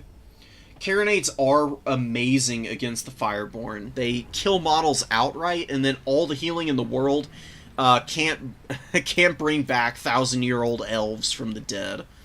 You know, elves have a big taboo about necromancy, so maybe that was the worry. And then just bringing out more infantry and stuff isn't honestly the worst thing in the world. I do think they would have been a nice first summon out, and then you can just keep them in the trees for a good opportunity to pounce on, like, the Lamprey's Revenge or some Mournghulls, the Night Terrors. And there aren't even Carronades in that army. There's double mortar in the back pocket, which is interesting. You don't see mortars being used too often from the Vampire Coast. I usually, honestly, find them to be pretty lackluster at killing archer lines, because mortars fire so slow. I mean, it's every 23 seconds, I think. We can take a look here. Just for our future edification. Oh, every 20 seconds. Every 20 seconds, the mortars fire a volley off. There's only 4 of them. They are insanely inaccurate. If they actually hit shots, they can do damage. Oftentimes, though, you have to bring multiple mortar units, and 2 mortars is quite a bit to defend, honestly. And High Elves actually have a pretty good time of diving backlines to kill very vulnerable, like, artillery crews, especially stuff like mortars, which can't really counterfire Illyrian Reaver archers. Illyrian Reaver archers could just ride up into the side of the map, fire a few volleys off the mortars, and probably take like half the HP off of the mortar crew. They hit pretty damn hard, and those guys are pretty squishy.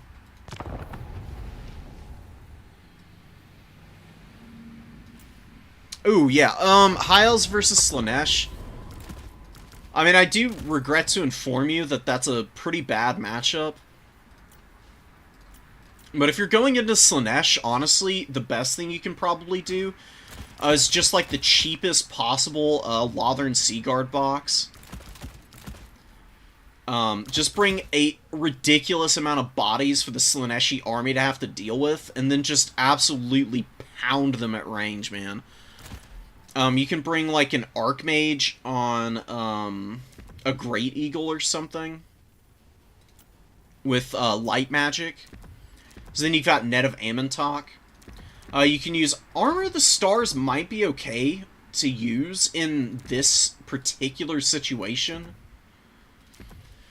Because, it gives Stalk and Unspottable for, 73 seconds, which is a long time, and that means that, Pavane is going to be a lot harder to, hit your Lord with. You can probably fly around and frustrate your opponent, quite a bit doing that. You could always just bring, an Earthblood caster on a dragon. Cut as many of the abilities and stuff as possible. Can't really, don't want to cut Life Bloom, really. Hey, you can just get rid of one of those guys. Bring, I don't know, a spear or something. But the more range you have, and honestly, the slower your army is, you can just smack through the, lightly armored Slaanesh mobility. The Metal Warrior Wall, if they counter you with a Warrior Wall, then you're just screwed. And you're probably screwed either way if they have a bunch of them. You can bring some Swordmasters of Hoeth, though. They're not bad, or you could just do cheaper White Lions. They're also pretty decent. It's just rough because you can't really play mobility into Slaanesh. More often than not, if they catch you out, they're gonna just kill all of your cavalry before you can do any damage in return. Seekers counter all the really heavy stuff like the Silverhelms and the Fireborn, which is a really rough trade. I mean, 900 gold into your 1,000 Silverhelm is not ideal. Even the unarmored Silverhelms struggle. Illyrian Reaver Archers, if they get caught, they're dead. They're not very good in melee either. Oh yeah, the Lion Chariots. That's actually probably the best thing you can do against the warrior walls. And then you probably want a couple of, like, Flamespire Phoenixes, because they're pretty cheap, they're decent combatants. They've also got the bombardments that you can use on the warriors. And they can go after Azazel if he's out on the field and you need to do some damage to him. Rahagra's Pride aren't bad. They've got Mighty Roar. They're also an AP unit. Then, yeah, maybe White Lions, or probably just going cheap, because Slaanesh is so focused on using mobility oftentimes that they don't really bring a lot of heavily armored warriors, usually. So maybe you can just go with some Spearmen, Silverins, something like that. You should want to make their life a living hell getting into you. You need to value trade Slaanesh off the field. You can't really break their army. Usually, if a Slaanesh player is really good, they're going to be very, very micro-intensive with their builds, and they're going to just absolutely run over any scattered formation that you throw out. The boxier you get, the better you're going to do against Slaanesh. And the more elite you are, the better you'll do against Slaanesh. Slaanesh loves running over cheap, low leadership front lines, and low leadership is not an issue for the High Elves. It's just a matter of keeping everything together and not getting isolated to where, you know, the devastating flanker is just running over your units. I mean, Seekers getting one good rear charge is going to absolutely flatten you. No matter what the unit is. Even Silver and Guard get chewed up by Seekers. If they get on the rear with the devastating flanker, it's game over for those guys. They just hit so freaking hard. And they got the model changed so that they pile into combat really well. It's really bad. That's why they're limited in most of the tournaments, and oftentimes why Slaanesh is banned, period. Slaanesh and Ogres are the real meta criminals, I guess, is what I would call them. Just watch this one. Khorne versus... we saw this one. Right? No, I don't think we... No, we didn't watch this game. We did see Legatus bring a very SE-heavy build into Nurgle. That's what I'm thinking of. That went really poorly. But maybe this will be fine against John Cash here. John Cash is bringing in Skulltaker, probably on the Blood Throne. Maybe on the Juggernaut. Either or is going to work really nicely. Yeah, I dream of the day that the Chaos Knights with Lances of Slaanesh actually do something as well. See, the issue with the Chaos Knights of Slaanesh is that, again, because Seekers are so good and so much cheaper, why would you ever bring the unit that has no AP and costs like 500 more, 600 more gold? The balancing priority is a little bit off on that one. Red-Crested Skink Corps coming in, honestly not bad against Khorne.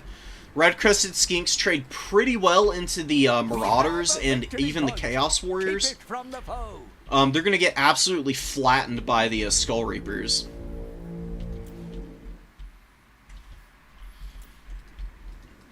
Razordawn hunting packs coming out. Should be able to counter-skirmish the Horsemen pretty well.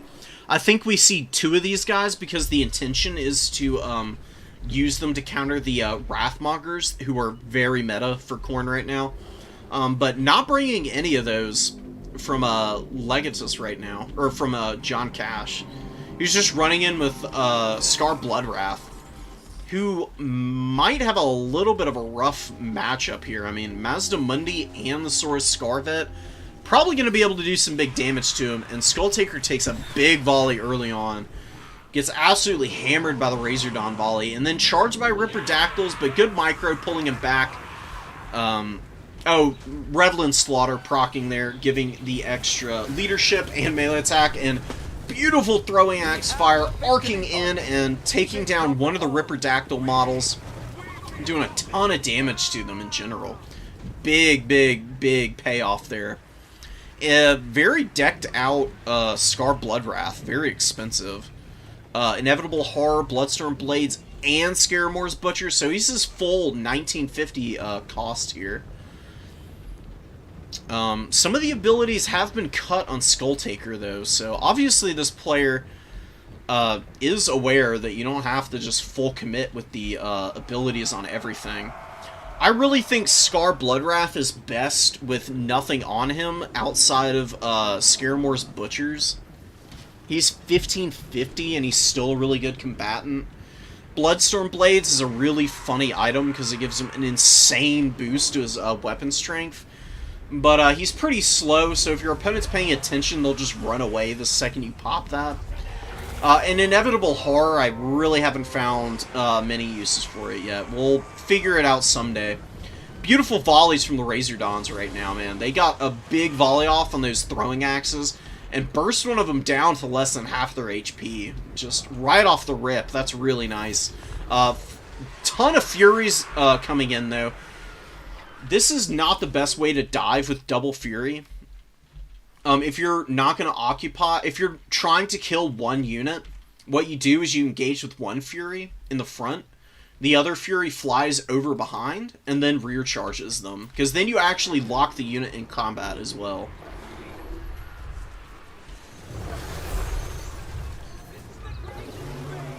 Ripperdactyls getting locked into combat against Skulltaker with the help of the Saurus Scarvet, who's doing his best deep striking Baneblade impression by hiding behind the tree. Trying to avoid the throwing axes, but does take a ton of damage for the efforts here. And the Ripperdactyls going down hard right now, man. They got a little bit of value in, though, before they went out against Scar and Skulltaker, which isn't too bad. Looks like John Cash did notice the Comet of Cassandora coming in from Mazdamundi. Did dodge out of the way of most of the damage, but the Marauders are still going to have a really awful time here. I mean, you can see one of them getting terror-ratted. Mazda can probably clean all 3 of those units up by himself. Not that that's really what he wants to be doing. He probably needs to move over and support these Razordawns with some Nets of Amontok or something, because you gotta keep these Razordawns alive. These guys are your centerpiece unit, whether you want them to be or not, just by virtue of bringing them. They're very vulnerable to being dove by units like Furies and Fleshhounds. If you're not committing to defending them, then I don't know why you're bringing them to begin with. That's why Net of Amatok is on the table here. I mean, this is one of the best spells that Mazda has. And keeping them around in the back line, where the front line is a lot thinner. I mean, there's no infantry over here for the Lizardmen, even. Would be a much better idea. Either that, or send all the red-crested skinks to fight over here. And then leave Mazdamundi truly to his own devices to just run rampant over the Marauders. Because Khorne's getting a big engage back here that is going swimmingly for them. I mean, they're just wrecking all the Razordons right now. One is on death's bed, one is currently routing, should be able to get chased off. We got some Fleshhounds out here jumping on these guys. And the last Razordon getting ripped to pieces by the Furies here. If I had to call this game right now, I would say it's a pretty easy win for Khorne from this point forward. They've got Skull Reapers moving forward to clear the red-crested skinks and the Source Warriors. Bloodletter coming out. Bloodletter's very good against red-cresteds as well. Fleshhounds helping that fight. Mazda might be able to help these guys anchor. I'm just a little worried here, man, for Legatus. Legatus has shown a couple of times now that the positioning priority is not quite proper. In the game against Nurgle, we had very out-of-position skink skirmishers, and then the Marauder Horsemen of Nurgle just ran up and threw their poisoned axes and just absolutely ruined Scarvet, or not Scarvet, we had Gelblom's Terror, Mazdamundi, and what was the other thing? Oh, the Engine of the Gods. And we had like 3,000 value on one of the Nurgle throwing axes, which is just insane. So Leggett really needs to just clean up the positioning. I think he'd be okay. Because it's just so split up. I mean, we've got like 2 isolated pockets a piece over here. And then there was a third one that Khorne just jumped all over. You're just spending a lot of time value trading very ineffectively. Skulltaker moves in with Scar Bloodwrath, and they're just putting the absolute works in on these heroes now. Who are very lonely and don't have anything to buffer the melee damage, and now they've got the throwing axes all over them as well. Not going to be long for this world. Mazdamundi is a pretty strong Lord option, but he can only do so much, man. You cannot just expect your big SCs to carry games for you. Especially against people who know what they're doing. They're going to be able to come in with their counter units and skirmish against you very effectively if you're not going to play in conjunction with your missile line and your infantry. Ripperdactyl's landing and killing the Fleshhounds is nice. Feral Coldowan's getting flattened. There's a 3,000 gold value lead for cash here now. Skull Reaper's taking a fight against the red-crested skinks here, including the cohort of Sotek. You can see, man, I mean, Skull Reapers are like custom built for killing lightly armored infantry, but even here, the red-crested skinks have done a pretty good job of like smacking into these guys and grinding out some value. A lot of the red-crested skinks haven't done terribly for themselves. It's just when they're left all alone that they really end up struggling. Imagine the Razordon fire that could be focused here right now. I mean, it would just be ruining the day of all of these units here. Skull Reapers don't have any shields, so Razordons are a very good counter to them. Razordons yet again being jumped on. Some Ripperdactyls come in to try and peel. These guys need to be microed back, though. And Mazdamundi can run in to disrupt this position. Skulltaker going down. Scar Bloodwrath is going to be just fine, though, on the field. And I think the lead is just a little too much for the Lizards to grind back from here, because we got a ton of infantry flooding up onto their home objective now. They're not really winning anywhere on the battlefield, even. Mazda is at 1,700 HP. No. probably could get finished off by a Flesh Hound surrounding him. Unending glory is yours. Mazda Mundi has really bad melee defense. You can actually use the Flesh Hounds to lock him in place because they have pretty good mass. And they can do some pretty good damage to this guy. It's honestly pretty shocking. I don't know if anybody's ever tested it, but you should try it out and see for yourself just how good Flesh Hounds are against the Stegodon characters. It was going okay early for Legatus, but once the mainline fight kind of got underway, really faltered because just didn't really seem to know what to do. I think started panicking a little bit. Pulled the Razordons into the forest where the speed and melee attack of the Razordons got debuffed, while the Furies, being a small unit, were just at max efficiency. That's one mistake. Not having any nets over there or red-crested skinks to buffer is another big mistake. And the throwing axes got good value again. Nothing to out-skirmish those guys once the Razordons went offline. And then the infantry for Khorne is just vastly superior to the majority of the infantry that Lizards have access to. There really aren't many factions that can go toe-to-toe with Khorne's infantry. I do think kite builds are more often than not the best answer. And Legatus had the really good beginnings of one here. Playing more in concert with the other elements of the army. And this should be a perfectly fine build to beat this Khornate army. Skulltaker went down. Scar Bloodwrath was gonna go down eventually. I mean, he got 1600 value. I've been very impressed by Cash's ability to make use of Scar here. Skull Reapers did nicely. I love Skull Reapers, guys. They're low-key really good. Don't doubt these for a minute.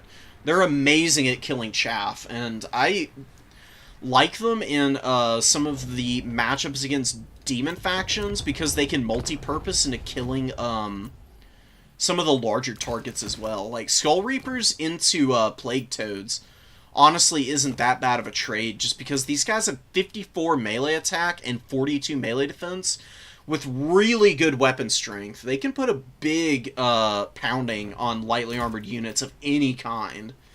Provided, of course, that unit doesn't massively outstat them. Thanks for showing up, Bot. Have a good night, man. I'll be here, you know. I love streaming. I'll catch you around another time. Skull Reapers are also good into Slaanesh. Slaanesh kind of struggles with Skull Reapers because they bring lots of devoted Marauders usually. And then they rely on the Seekers and Hellstriders a lot. Hellstriders, if they get caught by a Skull Reaper, get absolutely ripped to pieces. It is awesome to watch. That is one area where I really think these guys shine. And they're not bad against Exalted Demonettes either. You can come over and we can compare their stats against the Exalted Demonettes for a second. You can see here they got more melee attack, a little bit less melee defense, better weapon strength, better armor, and more HP. They smack Exalted Demonettes up pretty nicely. You just have to make sure they don't get rear charged, of course.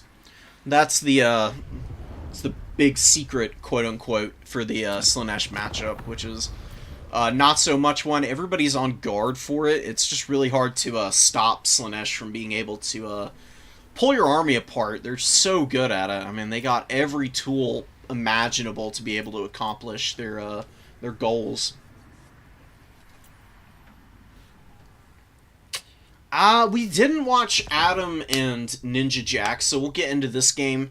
We've got Skulltaker, we've got dual weapon Marauders, we've got one Chaos Warrior with dual weapons, the Slaughter Guard, who are amazing against the Undead. One of the best units you can bring into the Vampire Counts matchup, in my opinion. The only thing that can take these guys out that Vampires have is like really hard-hitting breath attacks and Mortis Engine damage. And Mortis Engines can't even sit in the middle of these guys because of their damage output, so It's a little tricky pickle. If you've brought them in the matchup, you've already got a leg up because you've got a unit that your opponent really doesn't know how to handle. Strugo Ghoul King moving up. Skull Taker on the throne should be okay against this guy. I mean, he is a dedicated anti-large duelist. Skull Taker is pretty tough to snipe on this throne, though. Tons of leadership. This goes up to 97 once Revel and Slaughter procs in melee combat. Basically unbreakable. Decent melee attack. Again, gonna get another 8 once Revel is going. You can debuff the enemy lord if you get landed on with Bloody Onslaught. That's usually enough to deter your opponent from sticking around in the fight. You can trade pretty well. If you actually get hits in with Skull Taker, he's got 510 weapon strength with the flaming attacks and magical damage. This guy does have regen, so he's taking an extra 20% every time he gets hit, which is pretty sick. Early value, not a lot from the first volley from the throwing axes. You need to be careful about using those up early because you need the throwing axes for the Cryptors and the Corpse Carts and the Mortis Engines. Good night, Pizu. Yeah, just tune in later, guys. Don't even worry about it. I appreciate y'all showing up and showing out here early on. Strugo Ghoul King moving in, throwing at the zombies. Not bad to get a little damage in there. I would save the rest of the volleys, though, for the main engagement. Once the Cryptors move forward and they're locked in on your infantry, that's when you just push the horsemen right behind the main line, and you can just sit them right in the back, and they just obliterate everything that comes into their line of sight. And then your opponent's got a serious situation on their hands. Like, all the impetus shifts to the vampire counts to try and counter your horsemen.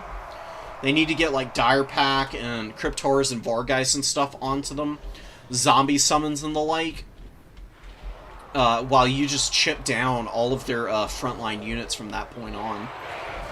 Skull Taker gets in and is getting after the Corpse Cart. Should be able to beat it in combat if he actually is hitting it. He's got big damage. Corpse Cart wheeling away a little bit. Skull Taker needs to get back to the assistance of the Minotaurs, though. Does not want to be stuck fighting the Strugo Ghoul King with the Mortis Engine and the Corpse Cart, providing all the healing and the buffs to the pocket here. This is not a very favorable position for Khorne to be in. You've got the Mortis Engine and the Corpse Cart stacking heals now. You can see the Unholy Lodestone and Reliquary Binding both provide some passive healing.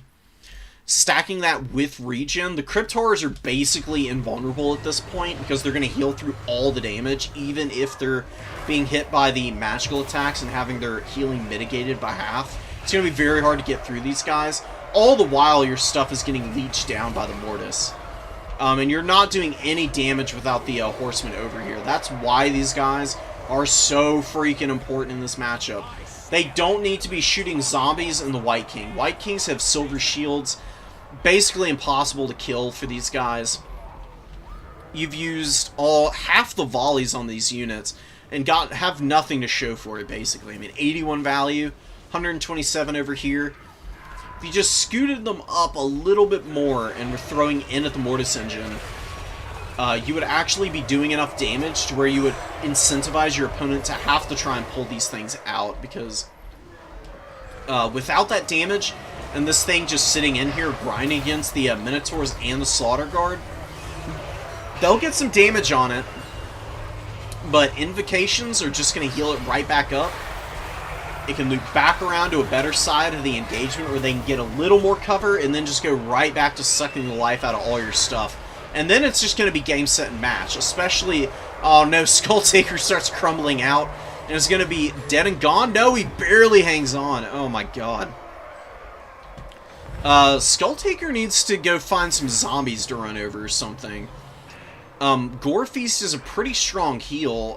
If he just gets into maybe these zombies for a little bit, he should be able to heal himself up nicely. We do finally get some good damage on the Mortis Engine. You can see these things, these horsemen finally got a couple volleys off and some big damage here, man. Helping to chew a lot of its HP off. You can see, I mean, they had like 100, and we just looked at them a minute ago. Jumping up to 6. Imagine if they had a couple more volleys to work with. They could probably be finishing the Mortis engine off, and then they could work on charging down all of these damn dire wolves. The dire pack are pretty scary for the horsemen, but what you can do in this situation, Adam is doing what you this is what you shouldn't do with the throwing axes if the dire pack are pushing you. If you've got the dire pack coming in, just take one of your horsemen that's like out of ammunition, charge them into the dire pack, because these guys are infantry sized, and your horsemen are really strong in combat. Great charge bonus, 44 weapon strength, 32 melee attack with frenzy up, and 5 extra from the bonus. You can get through the very paltry melee defense and 0 armor of the dire pack. Your horsemen do, in fact, trade pretty evenly into the dire pack if you commit to the fight. If you're trying to run away like this, they're going to do a bunch of damage for free, and you're going to feel really bad about it in the process. You can see the dire pack here just racking up value because the horsemen are very trapped up in here. They aren't getting very efficient attacks in because they're so blobbed up that most of them are getting blocked out of the actual combat. And then you're losing one of the horsemen here, taking like 50% of its HP and damage, and it's one of the ones that's got a bunch of ammunition left, which really should be over here killing the Mortis engine, which is slowly but surely healing up, which is the last thing that you want to see against the vampires. Adam does have a little bit of a value lead. This is not a game set match at all. This is very doable still. Lots of Khorne Gors on the field. We have the Slaughter Guard doing pretty decently for themselves. Probably, yeah, well overpaying for themselves at this point. A lot of that is down to the Crypt Horrors being left in this combat. Once your chaff is dead as the vampire counts, just pull all your Crypt Horrors away. And then just bring out more zombies and stuff. Get up onto the objective and then try to push. Vampire counts have been doing pretty well, but the issue is that they haven't been able to get critical damage on the Slaughter Guard, and they left their Crypt Horrors in too long. You can see just how many of them are dead in the pocket here. They dealt with the Minotaurs fine. They've done pretty decent damage to Throwing Axe Corps, I would say. But without the support of their zombies and relying on Graveguard Halberds against Khorne Gors, I don't really think it's going to end up being very good for them. Graveguard Halberds are not very good against the Blood God. The Great Weapon variant is much stronger. They have very good weapon strength, and stacked with the Mortis engine and the Corpse Cards, they can actually grind against the Slaughter Guard pretty well, because these guys do eventually get tired.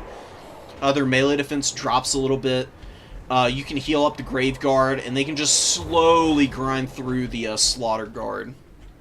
It takes a long time to kill them, but that little bit of extra damage can really help out in a long fight. Especially when you need your Mortis engine to maneuver elsewhere onto the battlefield to help other critical pockets. This game is going to be crazy close. I mean, did get back here with the Strigoi Lord and killed Skull Taker, which was really nice. And the, oh my god, the Khorne Gors routing.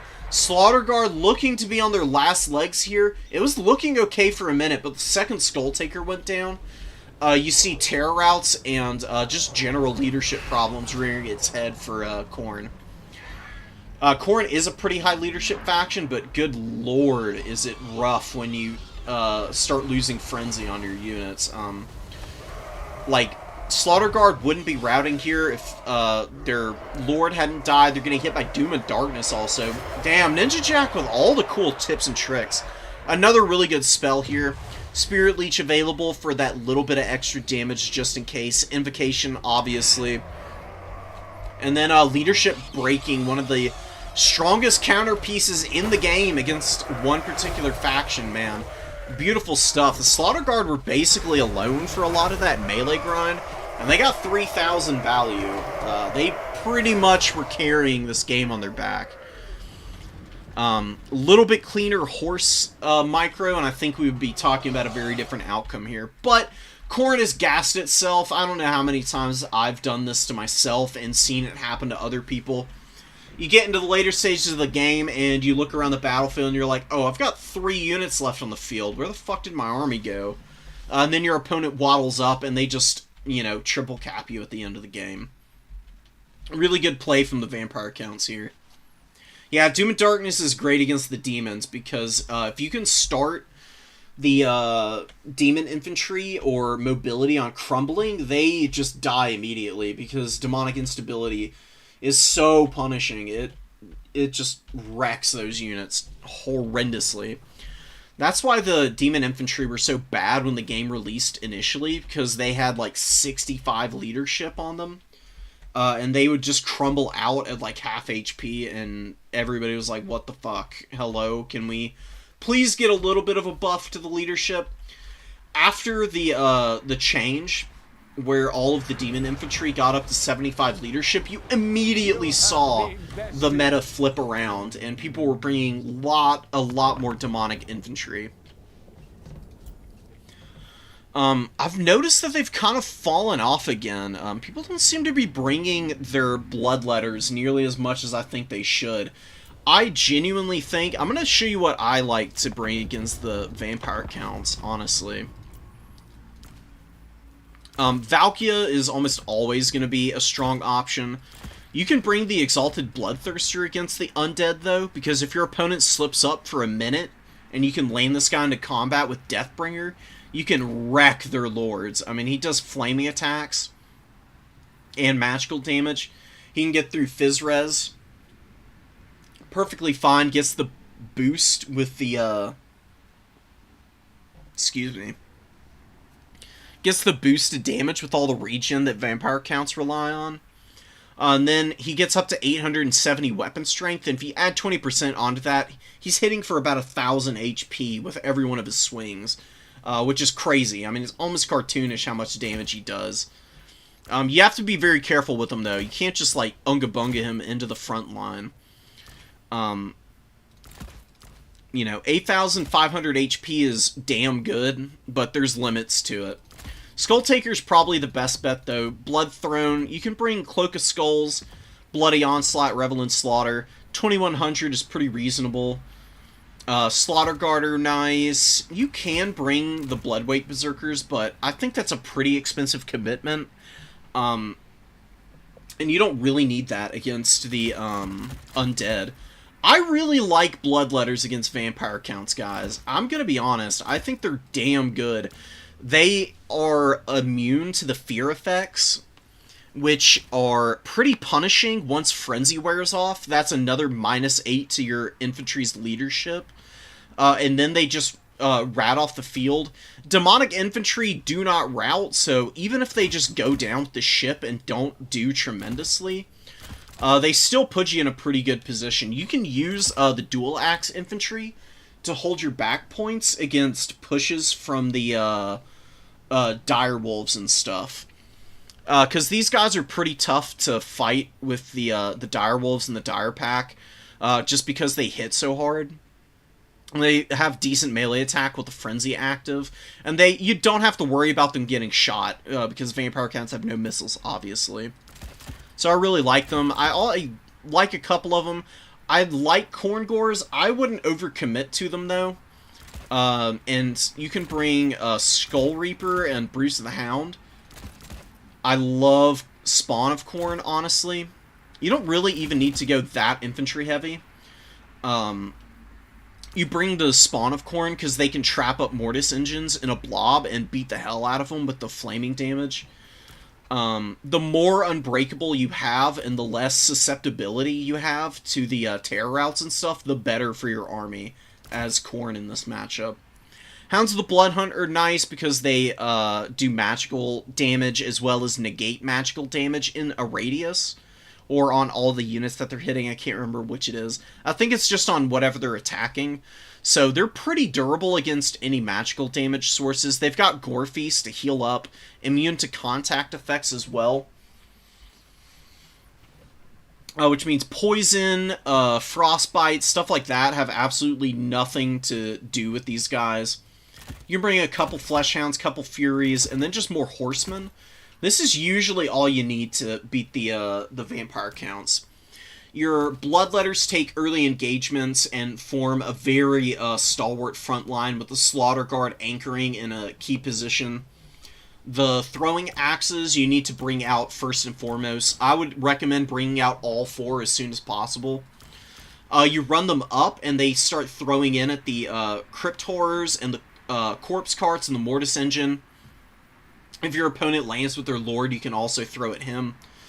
And then after you've done that, I would bring out a Spawn, and then the Corn Gores. If your opponent starts bringing Vargeists out, you can bring the Furies onto the field. Furies do big damage to Vargeists. And Flesh Hounds can also countercharge. The Hounds of the Blood Hunt are the perfect unit to go hammer against the Dire Pack. They win that fight pretty hard. They just have such good weapon strength and decent melee attack that the Dire Pack's usual advantages against Flesh Hounds is a little bit obviated because they heal, and they can avoid getting in really isolated situations. Because more often than not, your opponent's going to be diving into your backline, trying to get after the throwing axes. Which is where the Flesh Hounds can really shine as a peel unit. I see people use Flesh Hounds incorrectly all the time, and it irks me just a little bit. These guys are not really meant for pressuring your opponent's backline unless you have an overwhelming mobility advantage. The best thing you can do with Flesh Hounds is to use them to peel for your throwing axes and also to buffer for your lords. If your lord goes in to take an engagement, the Flesh Hounds run in behind them. They've got good mass. They can lock the enemy opponent into combat with your lord, and then your lords... Corn Lords are the best duelists in the entire game. The only thing that holds them back from being broken is the fact that there's no healing on the roster, really. And they will just absolutely pummel any enemy lord at that point. That is what Flesh Hounds do best. As just a pure dive tool, they're honestly not that good. But as mass and peel, excellent. And they will get you your value back. And then in the later stages of the game is when you can unleash the Hounds into the backline, so to speak.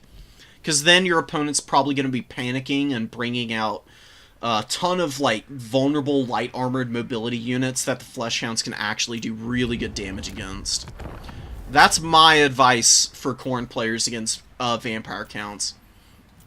But it is tough because Vampire counts have a lot of good tools against Khorne. And they can definitely win the game with solid micro. I mean, it really comes down to who is going to be able to make the right strategic decisions and then make good tactical plays on top of that. Khorne Greenskins. Yeah, we already watched this one. If I remember correctly, Lucky did win this against the Greenskins here. Oh, here we go. This is what we were saving for later. We've got a Tomb King's Mirror match coming up with pretty different armies here. We've got a pretty traditional army on one side with Cetra on the Sphinx, I would assume. Skeleton Warriors. Lots of Nehekara Warriors in the opening, but that's honestly a pretty good gamble. Because they're just going to shred the front line of Dragon over here. One Tomb Guard, Kefir Guard, Chosen of the Gods. We have a Casket of Souls out here with Ark in the Black to back it up. One Nehekara Warrior, a Tomb Scorpion of all things, and triple Horse Archer. I love Horse Archers. Some of the best damn skirmish cav in the game, man. Once they run out of ammo, they can even, double up on duty by rear charging enemy infantry and doing a little damage that way. Or you can unsummon them and get some money back and then bring them back out once they've got some ammunition back in the bank. We have a victory point. Keep it from Chosen of the Gods advancing up through the woods, looking to get into some mischief. We do have Cetra here. Is on the big Sphinx, has Jaffs and Nerus. Pretty decent choices. Unyielding Will, I don't think is all that great on him. And I'm going to explain real quick why. If you cut Unyielding Will, you can put Usirians into your spell kit as well. Usirians is great against cavalry units. Tomb Kings like their cavalry. And you don't want to leave Cetra in melee combat. He'll be buffing stuff up as he goes through enemy infantry, I guess. But really, just keeping Cetra on the move is the best thing you can do with this guy. And Unyielding Will does not really benefit him in any substantial way in maximizing his damage output. So, you know, it's fine, but I think the 150 gold would be better spent giving you the extra spell, which is, in fact, one of the most cost-effective spells in the game, pound for pound in doing damage to enemy units. Skeleton Chariots coming out, looking to run over some Skelly Warriors. Ow, man. I mean, halving their HP in one go of it.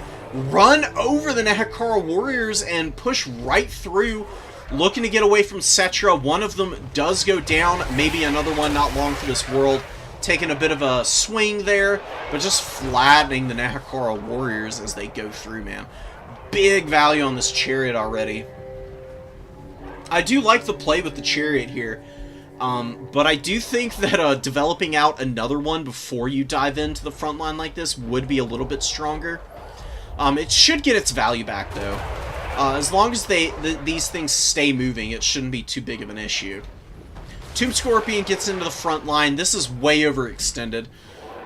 Tomb Scorpions are pretty strong monsters, honestly. They're not bad. They get outshined by the other options for the Tomb Kings, but if you can keep it with your front line, it can definitely be very disruptive and keep your infantry a little healthier, because it knocks enemy models around like crazy.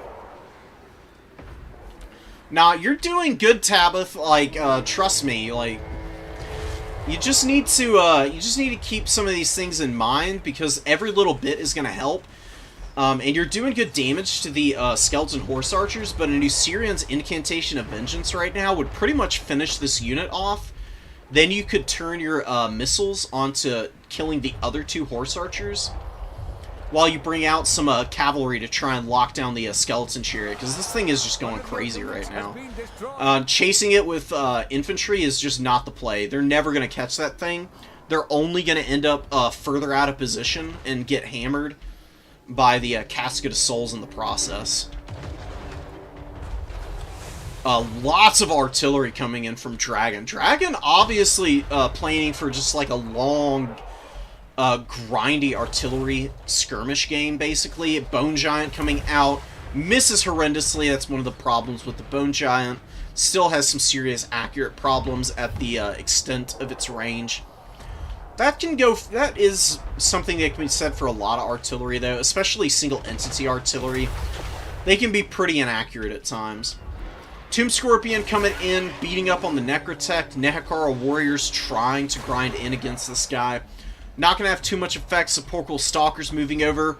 Very nice choice bringing those guys in. They can shoot down Chariots as well as be able to chew on that Tomb Scorpion. Chariot finally goes down back here, which is really nice. Did get a lot of value, but it is what it is. Sometimes you can't counter everything on the field. And most of the infantry have at least engaged in melee combat. Not having a lot of success, though, unfortunately. They took a lot of damage on the way in. And Cetra really needs to be running around so he's not getting shot by the Bone Giant. He just took a big shot there. Definitely needs to be helping the main infantry engagement out by rampaging through all those skeleton spears. It is what he is custom built for, basically. He's excellent at running over cheap lines of infantry. Tomb Scorpion back here, still doing damage. Sepulchral Stalkers. Do they have any attack orders? I actually can't tell right now. But they need to be focusing in on killing this Tomb Scorpion. It's gotten okay value. It's just a very vulnerable target right now. It's a very easy pickings. And give you a little bit of extra breathing room on the objectives. Kefir moving really far forward. If you see like an insane artillery build coming out like this from your opponent, don't panic. because their front line's going to be trash. You captured the number 3 objective here. Just pull all the Nehekara warriors back next time and just throw garbage forward. Especially if they just keep committing more and more artillery out on the field, because they're going to have to value trade to win the game. You don't want to give them things to shoot at if they're just going to spam artillery out onto the field. Good Ushabti summon getting after the Screaming Skull Catapult here. Might be able to finish it off. Killing that would definitely help out in the front line. You can see it friendly firing a little bit. Setcher finally moving again, getting some good collision attacks in. Going to be charging through these poor little skelly-mins who are just getting absolutely trounced right now. Fully run over. Wishing they were anywhere but here, I'm sure. Although, I don't know. I don't know if the that your average Kembrian warrior is really concerned with much of anything, honestly. Sepulchral Stalkers did finally get their laser eyes on target, did a bunch of damage to the Tomb Scorpion. Ushabti Summon comes out and starts to shut them down, but they are an anti-large duelist. They should be able to hold their own here and not take too much damage. Ushabti are very bad in the trade against Sepulchral Stalkers. They just don't have the melee attack to hit anything that isn't infantry. Decent fire with the Chosen of the Gods and the Ushabti Great Bows. Shooting infantry is not ideal, though. Especially with the regular Ushabti Great Bows. This whole time, the best thing you could have been doing, Tabith, is shooting at Arkin the Black. Arkin is very vulnerable to missile fire. He has no healing, and he has a pretty low HP pool. Just 1 or 2 good connections with volleys from Ushabti Great Bows usually is enough to take him down to about half his health. And then your opponent's really going to be struggling the rest of the game with their Lord on death's bed. Sepulchral Stalkers moving up onto the number 3 here. Definitely the time to get these Sepulchral Stalkers up to counterfire their opponents here. These things are almost out of ammo as well, so you can honestly just leave the Skeleton Warriors back and just soak up the fire before engaging them, but getting up in there is also a good idea, especially with some Ushabti to back it up. As long as there's a little bit of buffering for the damage, the Sepulchral Stalkers shouldn't massively outtrade the Ushabti, but you need to be really careful about taking that engagement. It worked out really well for you when the summon was in your backline, and you really don't want to trade poorly there at all. So, Eyes of the Desert moving forward, looking to get their laser eyes on target. Playing much better this game, Tabith. I can see that you're, like, steadily improving, so that is definitely something to hang your hat on. Like, I've said this a million times, I'll say it again. This game is incredibly hard to get good at. I mean, people think Dark Souls is a challenging game. I would go so far as to say this is probably one of the most challenging multiplayer environments in the world. For a gaming experience. You have an obscene number of factions. There's, I don't even want to guess how many units do y'all think are in Total Warhammer 3? Like, genuinely unique units from all of the rosters combined together. It would have to be like almost 1,000, right? I mean, there's so many. I mean, there's 24 rosters. Each of them have, what, 40, 50 units? So there's probably like 700 units in this game, and knowing all of the unit interactions and the ins and outs of how to go up against each faction takes a ridiculous amount of time to learn. So steady improvement really is like the most important thing to your gameplay. Being good right off the bat is just whatever. That's just like a little bit of candy on top. Good use of Narrows to shield Cetra as he's pulling out of combat. Horse Archers were shooting at him. Really nice focus on the spell casting. And just keeping the HP up on Cetra and playing much more cautiously with him now that he's low HP is going to be a really good idea. He can basically just become like a big caster lord, hiding in the back line and trying not to die and leaving your forces thin on the ground. you're probably going to win this game. I mean, you're down in value, but you've done a great job of holding on to the objectives and grinding down your opponent's infantry, and you've capped his back point. The tickets are rapidly approaching triple cap territory for you, Tabith. He's committing horse archers with a bunch of ammo into the front line as well, trying to save the Ushabti. That's going to be a really nice trade for you. Just trundling up more and more skeleton warriors is a great call. Kefir Guard coming back out. They didn't do too hot the first time around. I do usually like to leave them in reserve, because the best thing they can do is just wandering into combat once enemy missiles are offline, and then they're basically impossible to kill.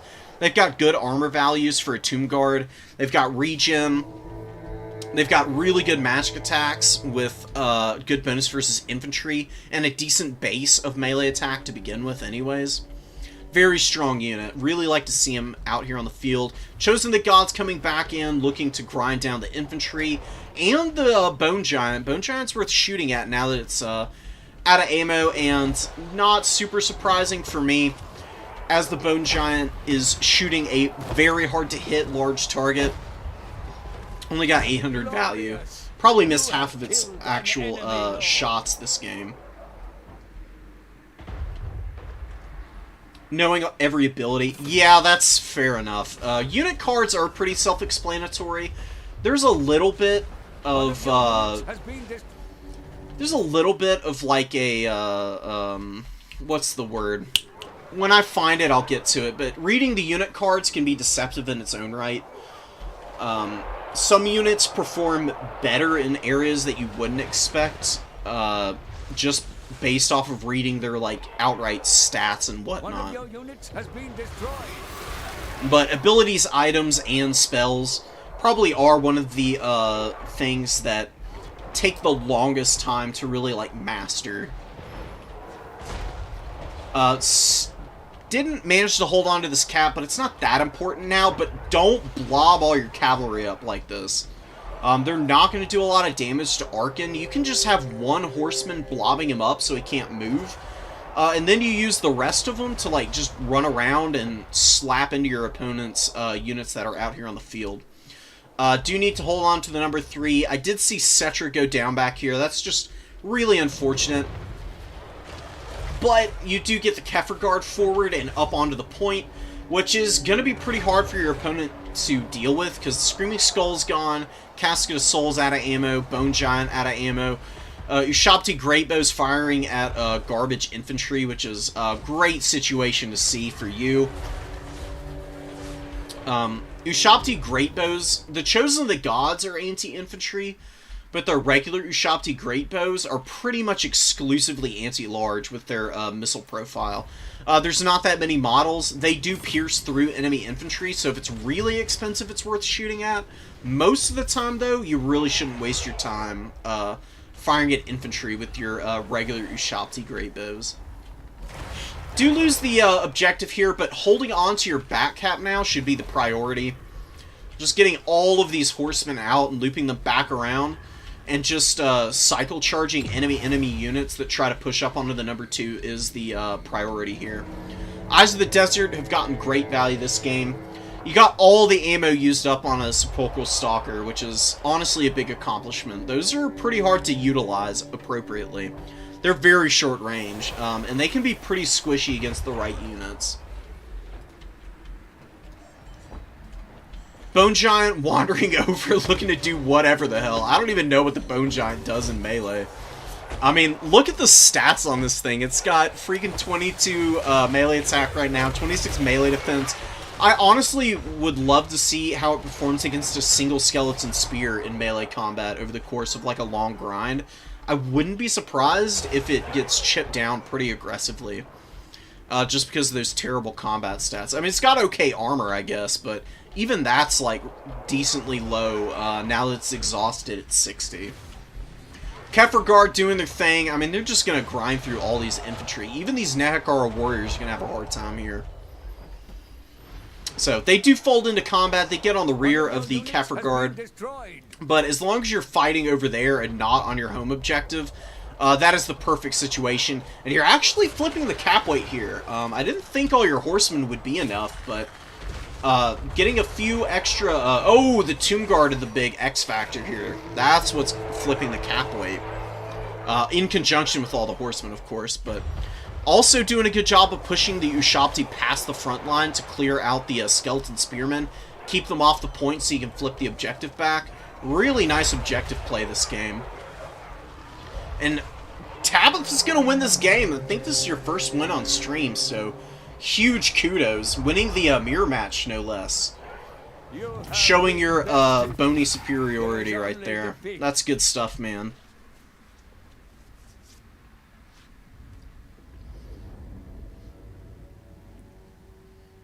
My issue is when I see a faction I have no idea how to counter. Screw it, throw the kitchen sink at it. Look, that's how I learned the game.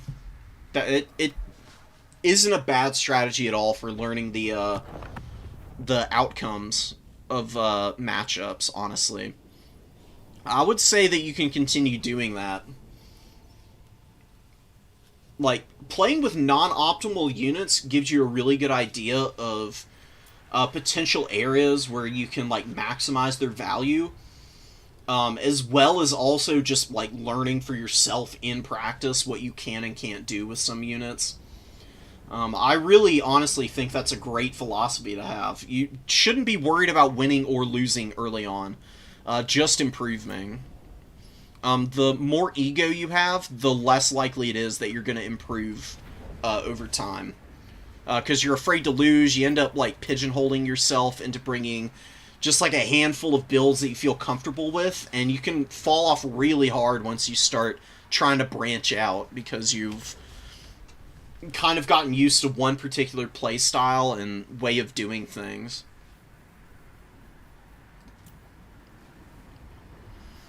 Let's see what we've got here. We just we watched the mirror match of all mirror matches. It was honestly pretty fun to watch. It was interesting builds on both sides.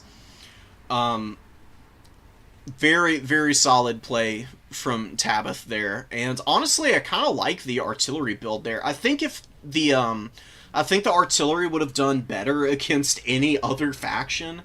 Tomb Kings just have so much trash tier infantry they can throw forward that Screaming Skull catapults I can't see ever value trading, not to mention a Casket of Souls, man. These things are pretty damn expensive. They're, what, 1,200 gold? And they're also pretty inaccurate in their own right. 1,250, damn. That's pricey for this thing. It's got good range, though, and the, if your opponent's got a very infantry-heavy formation, I suppose it can do really nicely. I think maybe against Nurgle this would be pretty good, because it counters the warriors as well as hitting pretty hard against demons. Might be something to mess around with.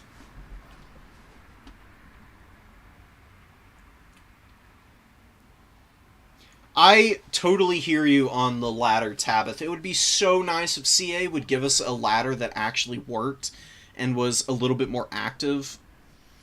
It would be awesome. It'd be so nice because then you could, you know, go in and just get games quickly and go through them and get as many games under your belt. But don't be nervous about finding people in the Discords, because most people are really good sports. And they're more than willing to help new players out for the most part. There's very few people who are withholding from the newer members of the community.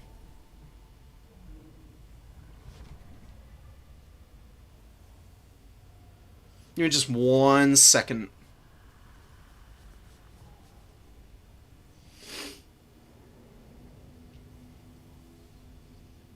Okay. Ready to go. We'll get back to Talane eventually. High Elves Beastmen. Did we watch this one? I don't actually remember. I think we did watch this Beastman player at some point, but I don't remember if it was against the High Elves or not. Might as well check it out, though. I always find out if we have actually played it or not. Yeah, they need the map pack and ladder, because the maps are pretty limited, even if they are much better than they were at launch. It's kind of sad. Problem with Cask is, like Soul Grinders, they want to get pretty close to their target. Yeah, that's true. It is a little bit of a gamble, I guess. Artillery can work in Dom, it just needs to be fairly accurate, otherwise you're friendly firing your own infantry oftentimes, and that's just big sad type of stuff, man. I've seen, I've had an Empire game, where I was playing Lizards and the other person was on Empire. They brought the Sunmaker in. They had it in reserve, they brought it out after the front line had already engaged. I swear the Sunmaker killed at least 500 units, and probably half of that was Empire infantry. It was pretty spectacular to watch, and my opponent ended up losing that game because they killed so many of their own infantry. It was bloody hilarious. So, big Vanguard in the woods, you know, sneaky stabbing Beastmen. Centaurs with throwing axes hiding out on the other side of the field over here in the trees. Not a bad place for them to sit, honestly. Your opponent, once they see all the units in the forest here, will probably think that's your full force. Maneuver the stuff over, and then maybe you can get up on this point. But there are Lotherns moving up onto it, so maybe not. Lothern Seaguard are so good at countering mobility, just by virtue of silver shields, great range, pretty hard-hitting missile. In its own right, like 4 AP, it's pretty high for a bow unit, honestly. And they can just add in some really good way to fire pretty quickly. Spirit Leech is not going to do anything to Morgar. I mean, he's only got 25% spell resist. It's not the worst thing in the world, but he does have regen, so he's just going to get healed up. You're much better off dropping that on the Gorble or the Shadows Caster. Morgar is basically useless in Dom mode. I mean, I hate to call a unit useless, but he doesn't really do anything. I mean, he's got the Chaos Spawn summons, and that's pretty much it. He's fine in melee combat, but most of the time people are just going to avoid him as much as possible, and he's not going to get any value, really. I've tried bringing him in some matchups where I thought he might be really good, like against Slaanesh, and he is certainly very hard to kill. It's not impossible, though. And I ended up losing those games oftentimes because I had Morgar as my lord, and he just couldn't do anything after he got the summons off, and he just sat on a point and looked really sad and lonely about it the whole game. Goreherd's getting engaged with some Illyrian Reaver archers. You gotta be very careful about that with Illyrian Reavers. Goreherd have really good weapon strength, so if they get any damage in on these guys, they're actually chewing through a lot of their HP. And Centaur throwing axes get a great jump, but some of the Illyrian Reaver archers get around in the rear, and it's a pretty even combat right now. I think the Illyrian Reavers are going to win this by virtue of their better stats. The Centaurs usually win trades of that nature, but not today, and there's a lot of Sentis coming out. Sentis are great, but they're not great for diving Lothern Seaguards. Seaguards should be able to turn around, start poking in with their spears, and then when the Sentis start retreating, you can just fire the bows in and probably finish those guys off. Aspect of the Dread Knight going down. We do get a tear round on the Centaurs. Archmage running in after Grace with very interesting Lord option and spell typing in this matchup, but actually getting some really good value out of it so far. Illyrian Reavers are going to break as well, but the Eagle character should be able to chase all of the throwing axes off. Goreherd getting into the Rangers. Rangers definitely need to be fighting these guys, trying to finish them before they can chew through all of the Lothern Seaguard, who I think are going to be very needed to hold the number 3 objective there for the large majority of the game. Rangers on the other side of the battlefield doing alright. Some of the spawn have been brought out. They've got about 40 seconds left on them. Good Melkoth's going down. Is on the Silverin, though. Would have been better on the Illyrian Reaver Archers. It's just something for H4 to consider at another point in time. Melkoth's is okay against infantry, but Silverin also have spell resistance. That's going to mitigate a lot of that damage. Really, the only spell that I would recommend using on Silverin Guard out of the Shadows magic would be Enfeebling Foe. And then dropping like a Overcasted Pit of Shades on them will also do good damage. I mean, this Vortex is just so damn strong. It doesn't really matter what the unit is, it'll chew through their HP in no time flat. Just spawn everywhere, man. But they're not going to be out here much longer. They're about to dissipate out, and then Morgur is going to have a really hard time doing much of anything, because most of his uses of that are gone. He could just be ignored the rest of this game. If the High Elves work on chewing down the rest of the Beastman army, they really shouldn't have too bad of a time here. Oh, a Jabberslythe coming out. Gonna be doing a little Mortis Engine damage if the units are wavering or routing. Which is okay. Not the best against High Elves, but very underrated element to the Jabberslythe is these things have crazy animations and amazing collision attacks. Took 13 models out right off the rip here. I think these guys were unfortunately not braced because they still had units moving there. The Jabberslythe is going to start really smacking up the Silverin Guard unit. Honestly, really liking the inclusion of it. It's putting in some big work on the high ground here.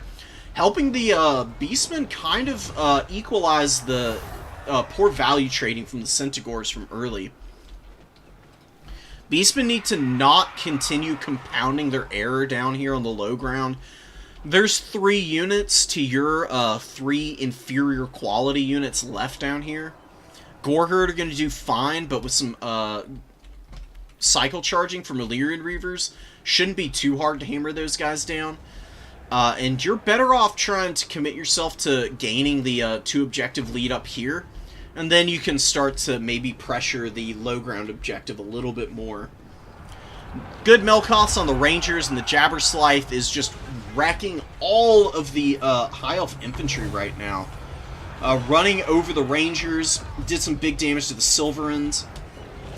Might be able to start Mortis Engineering these guys down. It does actually proc, and now Aura of Madness is going to be slowly leeching the HP off of the Rangers here. In addition to just fighting one of the most dangerous anti-infantry monsters in the game, man. Great use of the Jabberslythe from H4.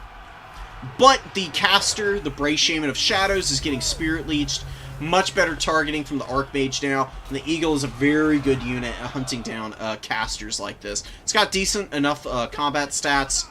Very quick. Definitely going to be able to chase the Shaman off. Gorbol trying to peel for his friend, but it's too little too late. Would be another good Spirit Leech target. You do want to make sure that this guy doesn't rally, though. Shadow Magic is very cost-effective, and it's pretty damn strong against the Elves, just because they bring lots of cavalry and mobility. Do get more Centaurs on the low ground. Silverin Guard trying to hold. Rangers did a pretty good job of damaging the Goreherd. Got about 400 value. It was a pretty even-ish fight. Harpies have been holding all freaking day against the Lotherns. Lotherns with their poor damage output, not quite able to make it happen, but they've ultimately gotten 1600 value, which is pretty incredible, man. Illyrian Reaver Archers move over to try and peel off those Harpies. We have a Pit of Shades going down, I think, on the blobbed up Silver Helms. Just pretty decent use, honestly. It does lock cavalry down pretty well.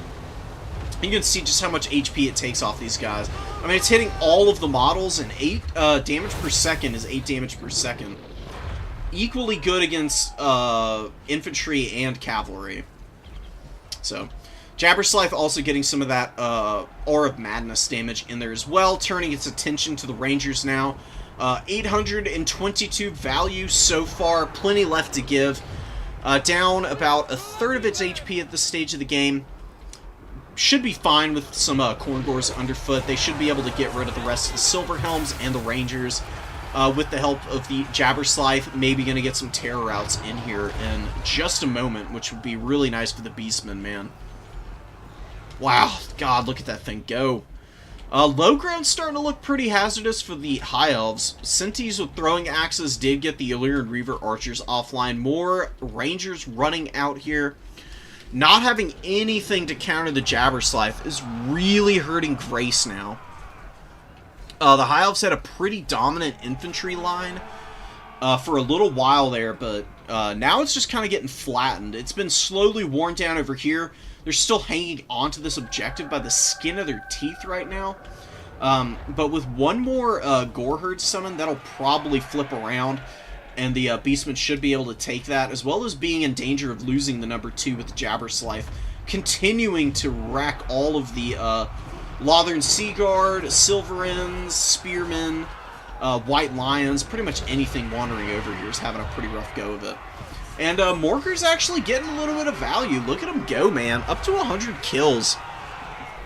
Probably the most work I've seen Morgar do in a game ever, honestly. Gorple is providing Slaughterer's Call buffs to everything around him. Is getting Spirit Leeched, very low now. Should be able to be finished off in just a moment. Warhounds get on top of the Rangers, but it's not really great. Not really a great fight for Warhounds. They're infantry sized. They should be handled and cleaned up in no time flat.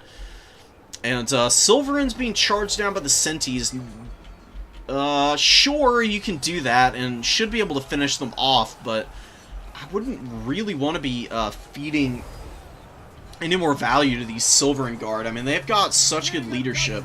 They'll probably be able to chew through a decent chunk of HP before they go down here. Provided, of course, the Rangers don't leave them completely unsupported. 1,300 value on them. Spearmen and such up here, not doing nearly as well. Still getting a little bit of value. But the Jabberslythe still going strong. 227 kills. Continuing to knock over all the infantry. Beastmen do need to cap all of the objectives, though. And they are behind big. A lot of that is down to this fight on the number 3 objective, where they have just thrown all of their Centaurs away, basically. I mean, I don't really like the choice of sending Centaurs in against Lothern Seaguard. Call me crazy, maybe a little bit of a noob, but I don't think that's a very winning strategy, personally. If they had just been focusing their attention up here on the high ground this whole game, they wouldn't have been losing these objectives, and the cap situation would look a lot different right now. And then, even if they were behind and needed the triple cap, they would have a little bit more time to play for. The Jabberslythe has really equalized the fight on the high ground. They just haven't had any infantry support to hang on to the caps. Terror Route going down on the Spearmen here. Silverhelm's looking to get a charge off on the Jabberslythe. 264 kills and counting. Morgar should be able to do some damage to the Archmage. He's not bad in combat. Like I said, he's got solid stats, and he's really hard to snipe. Just not being able to provide any utility on the rest of the field has really been hurting the Beastmen. Goreherd just need to stay in combat. As they're pushing through here, they're not doing any damage. They're taking a bunch of free damage from all these Rangers.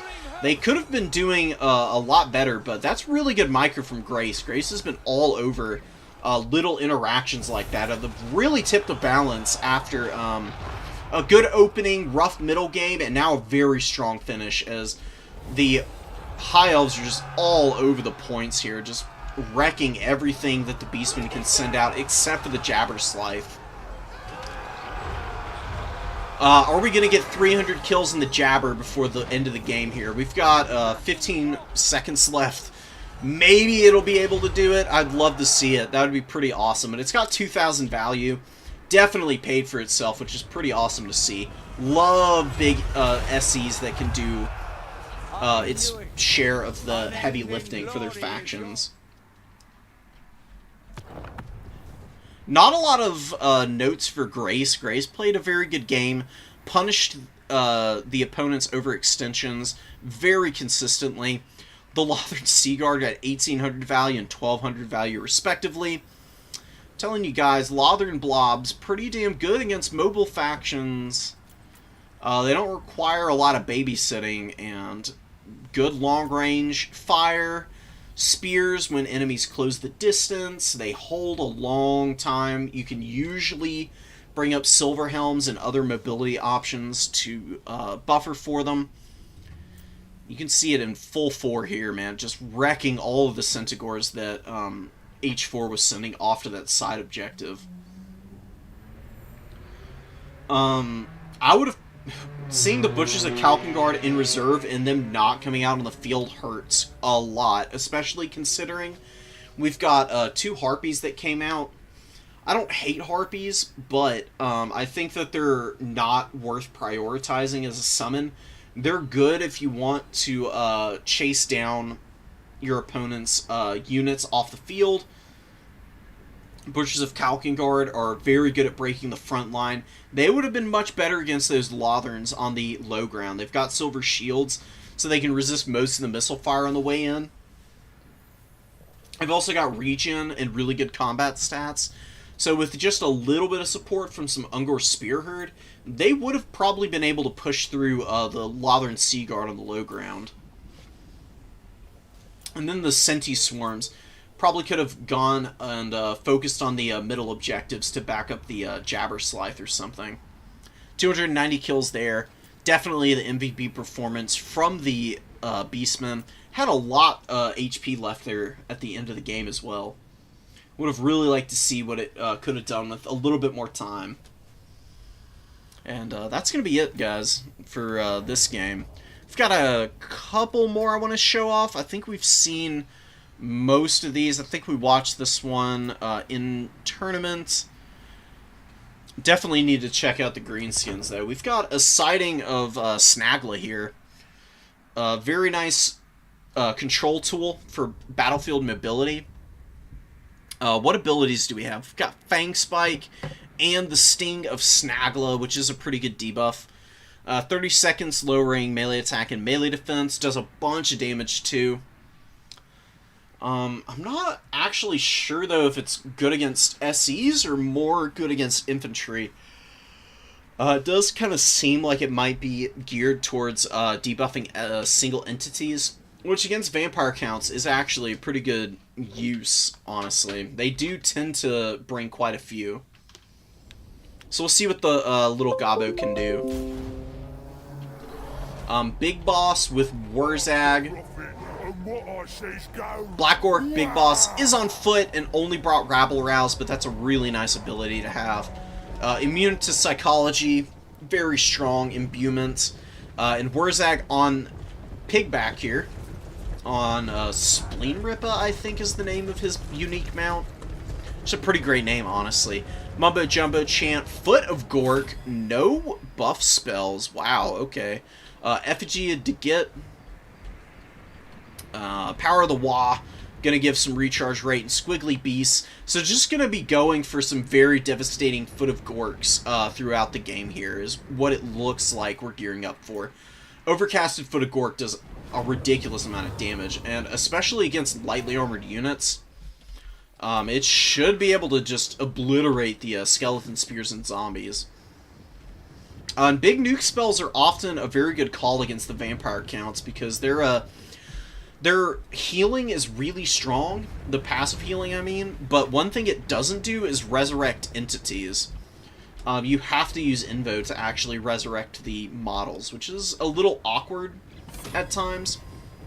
I think is a pretty good balance. And then nuke spells like that just do so much damage, it oftentimes puts the cheap stuff into crumbling, and then they just die once they get locked in melee combat. So Snagla looking to maneuver around, trying to find an opportunity to get in here, do some damage. Really good shots going in on the Strigoi Ghoul King. Is Effigy of the Get targetable on non-grounded units? It actually is, I think.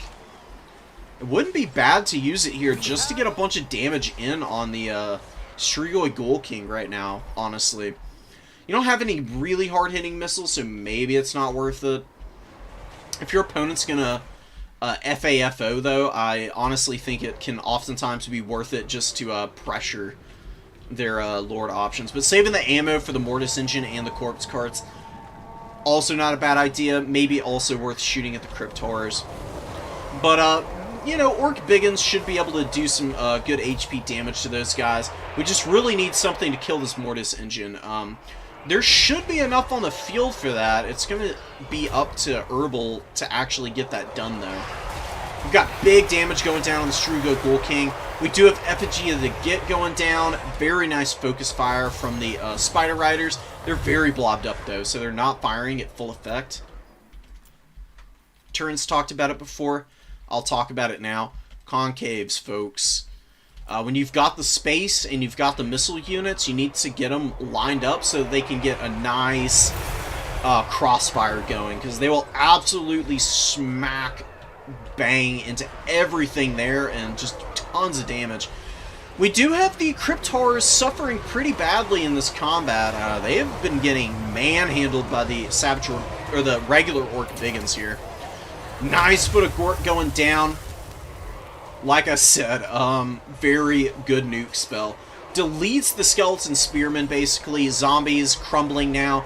Should be wrapped up pretty quickly by the Orc Boys. And Wurzag with 147 kills right off the bat. But taking big damage from the Strigoi Ghoul King. Having a hard time escaping. Eats a Spirit Leech. Definitely needs some help, man. He has got to be saved here. Cannot let your Lord die before you get all the magic out, at the very least. If not keeping him alive for the rest of the game. Boar Boys come out and flatten some Dire Wolves. Maybe that was the Dire Pack, actually, but they're dead and gone. Very hard countered by the big boys. Or not the big uns. Just the regular old boys on their piggies. Kind of funny how they have 70 speed, man. Just the fastest pigs of all time. Like, I know wild boars are certainly pretty fast animals, but that's pretty crazy, because, you know, Juggernauts didn't even have that much speed at one point. Finally got buffed up. Snagla has gotten his ass handed to him. I don't even know what happened to him. I would guess that the Ghoul King, when not trying to kill Wurzag here, has been bullying him as well. Another really good Spirit Leech, but another really good Foot of Gork does a ton of damage to the Chaff Infantry for the Vampire counts here, which is going to leave the Crypt Horrors a little bit vulnerable here in the late game. We've got Orc Boy Spears surrounding the Mortis Engine, putting some good damage in on this thing. It has been leeching the life out of a lot of units, but maybe with a little bit of focus fire now from the Spider Rider archers, might be able to finish this thing off, which is going to be very crucial for the Greenskins. They have a little bit of a value lead, but that can all go up in smoke if their Lord dies, and they allow all of the units here to just continue healing up and persevering through the damage that's coming in against them. Just not a lot of chaff, but the most of the DPS units are still alive. Some of the Crypt Horrors have died. We get a Wah going down, which is going to be really nice for the Greenskins now. Another Effigy of the Git goes in. Big, big moment for the Greenskins to surge through here. Orc Boar Boy Biggins get into combat against the Crypt Horrors, absolutely ripping them apart with the Wah active. They do pretty much finish this unit off. Their leadership is incredibly busted right now. I don't think they'll be able to rally. Strigoi Ghoul King's also in danger of getting surrounded. He needs to pull out right now before the surround comes in. And he just gets dragged down by the piggies here. Wurzag drops Mumbo Jumbo Chant, giving big boosts to the combat potential. Takes a nasty charge from the Blood Knights in response, though. Didn't have anything to buffer out for him. Does have 267 kills. Has used Foot of Gork to great effect here, obviously. Very nicely done. We just really need to see the Strigoi Ghoul King get finished off here in the Mortis Engine. I think it would be a winning game for the Greenskins, but they're starting to falter now. I fear that with Wurzag routing, probably not going to rally either. This might very much be game. I think Snagla was a little too much. He really hasn't gotten much of anything done, and he's right now not even able to route off the field because he's just stuck in the middle of this gigantic fight here. Blood Knights have been doing nice work as well. 1,000 value out of them so far. Strigoi Ghoul King looking to get back up at the sky. Going to be trying to play nice and safe and avoid any further damage. Mortis Engine with 2,500 value, just ruining the Greenskins' odds for victory up here on the high ground. And this value lead is definitely in the favor of the Vampire Counts now. They're bringing out some Direwolves to Captain number 3. They've got Graveguard Halberds moving forward. More Cryptars coming out. This unit didn't do very well the first time around, but should be able to get some good work done this second go of it, because Greenskins are looking real vulnerable. They don't have any infantry left on the field. All their skirmishers are running for their lives. Wurzag is gone for good now. You can see there the base leadership values. These guys have a decent chunk of their HP left, and they're just running for their lives. Absolutely no freaking sense of honor or loyalty coming in from these guys. The Blood Knights are just going to trample all the routing units down as they push through, try to lock this game out, which shouldn't be long in the coming. It'd take a lot for the Greenskins to rally in this game. I did like Wurzag. I think Mumbo Jumbo Chant is what got him into trouble here. I don't think it got as much work done as it needed to, and I think it made him too vulnerable for the Strigoi Ghoul King, who has admittedly taken a ton of damage, but did get 2,800 value, just feasting on Snagla and Wurzag there. Boar Boy's in here, but Dire Pack and more Direwolves with the Blood Knights lancing down from up above is going to make very short work of those guys, and they just get... the entire blob gets terrified and immediately routes away. Oh, that's so ugly, man. My heart really is bleeding for this Orc player, you know. And Michael's played very good this tournament, did pretty damn well, and Ninja, obviously, very practiced Vampire Counts main. No shame losing here. Jack did a great job of just keeping the important pieces of the army alive, and slowly building back out a little bit of chaff to buffer for the more expensive units. And is chasing everything off the field as you should. Really good decision-making here. Just using the Dire Pack to do it. They're a great unit. They can get some damage on the way. If something comes out of this deploy zone, they can always just pull out, leave the other units to run away, and be happy with what they have actually gotten done. Clearing points, even if you can't chase something all the way off the field, oftentimes can put you in a winning position, just because then those units are like way out of combat, they've taken a bunch of damage, your opponent has to unsummon them. Sometimes people forget about them, and even if they don't, they have a long way back to the point. Black Orcs with great weapons, holding in here with the help of the Big Boss. Big Boss trying to get on top of the Mortis Engine, which is doing something here. I'm not 100% sure what, but having some troubles. Spear Leech goes down on the Big Boss.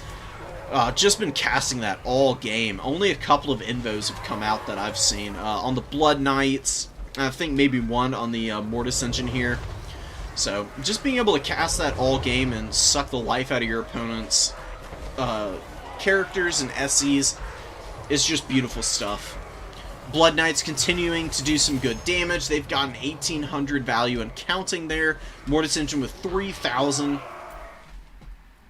And it is very much game, so we'll just fast forward through the rest of it. It's going to be a slow, grinding realization for the Greenskins, I think. Black Orcs get ripped apart and leeched down. Silver Chevrons reach for the Mortis Engine, dude. Oh, you love to see it. Who's going to have more value at the end of the game, though? The Strigoi Ghoul King or the Mortis Engine? Probably the Mortis, just because it's got more targets of opportunity than the Ghoul King does. Who's also pretty beat up. Probably just want to pull him out of combat at this stage of the game. You are winning, though, and he is providing terror on the Goose here. So, utilizing him a little bit just to terror bomb stuff isn't a bad idea either. God, the Greenskins are doing so well, and Ninja just played that very patient game, is able to grind it back and triple capped, and it's going to take forever for this game to end. I do want to see the values at the end, though, so we'll just leave it. and chill and talk for a minute. I would like to see them put the map pack into ladder. I don't think it would be all that hard. CA did make a lot of changes to the Total Tavern maps that they did add in the a few patches ago. I'd be really curious to see how they would handle that. But they have not shown any inclination when it comes to making new maps, so I really don't see what they have to lose by it. I mean, even if they have to pay the mod makers, or the map pack makers for the maps themselves, honestly, I don't know why they wouldn't do it. I mean, seriously, it can't be that expensive to recompense people for their time and effort. There is only defeat. And it would help their game in the long term. I mean, multiplayer is a small community, but I do feel like it's really starting to reach a point of critical mass and popularity, where maybe the next Total Warhammer game is going to have, like, a proper push for, like, a genuinely good ranked mode, like, strong maps available right out the gate. That is, like, the dream, I think, for so many people right now. You know what? We'll back out and we'll do a couple of Talans games and then we'll call the stream, I think. So let me just reboot real quick and turn off the map pack because they were playing on Epic and the map pack had just gotten patched. They weren't able to play with it the day of the tournament, which is unfortunate. You hate to see it, but that's the cost of having people across all these different platforms.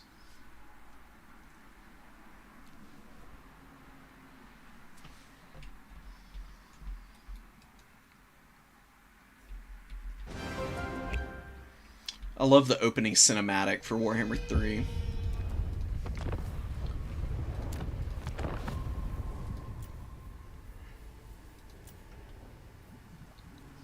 Alright. Talan versus Kramer. We've got a Shredder of Lustria game going on here. Beastmen are usually pretty good against the Shredder.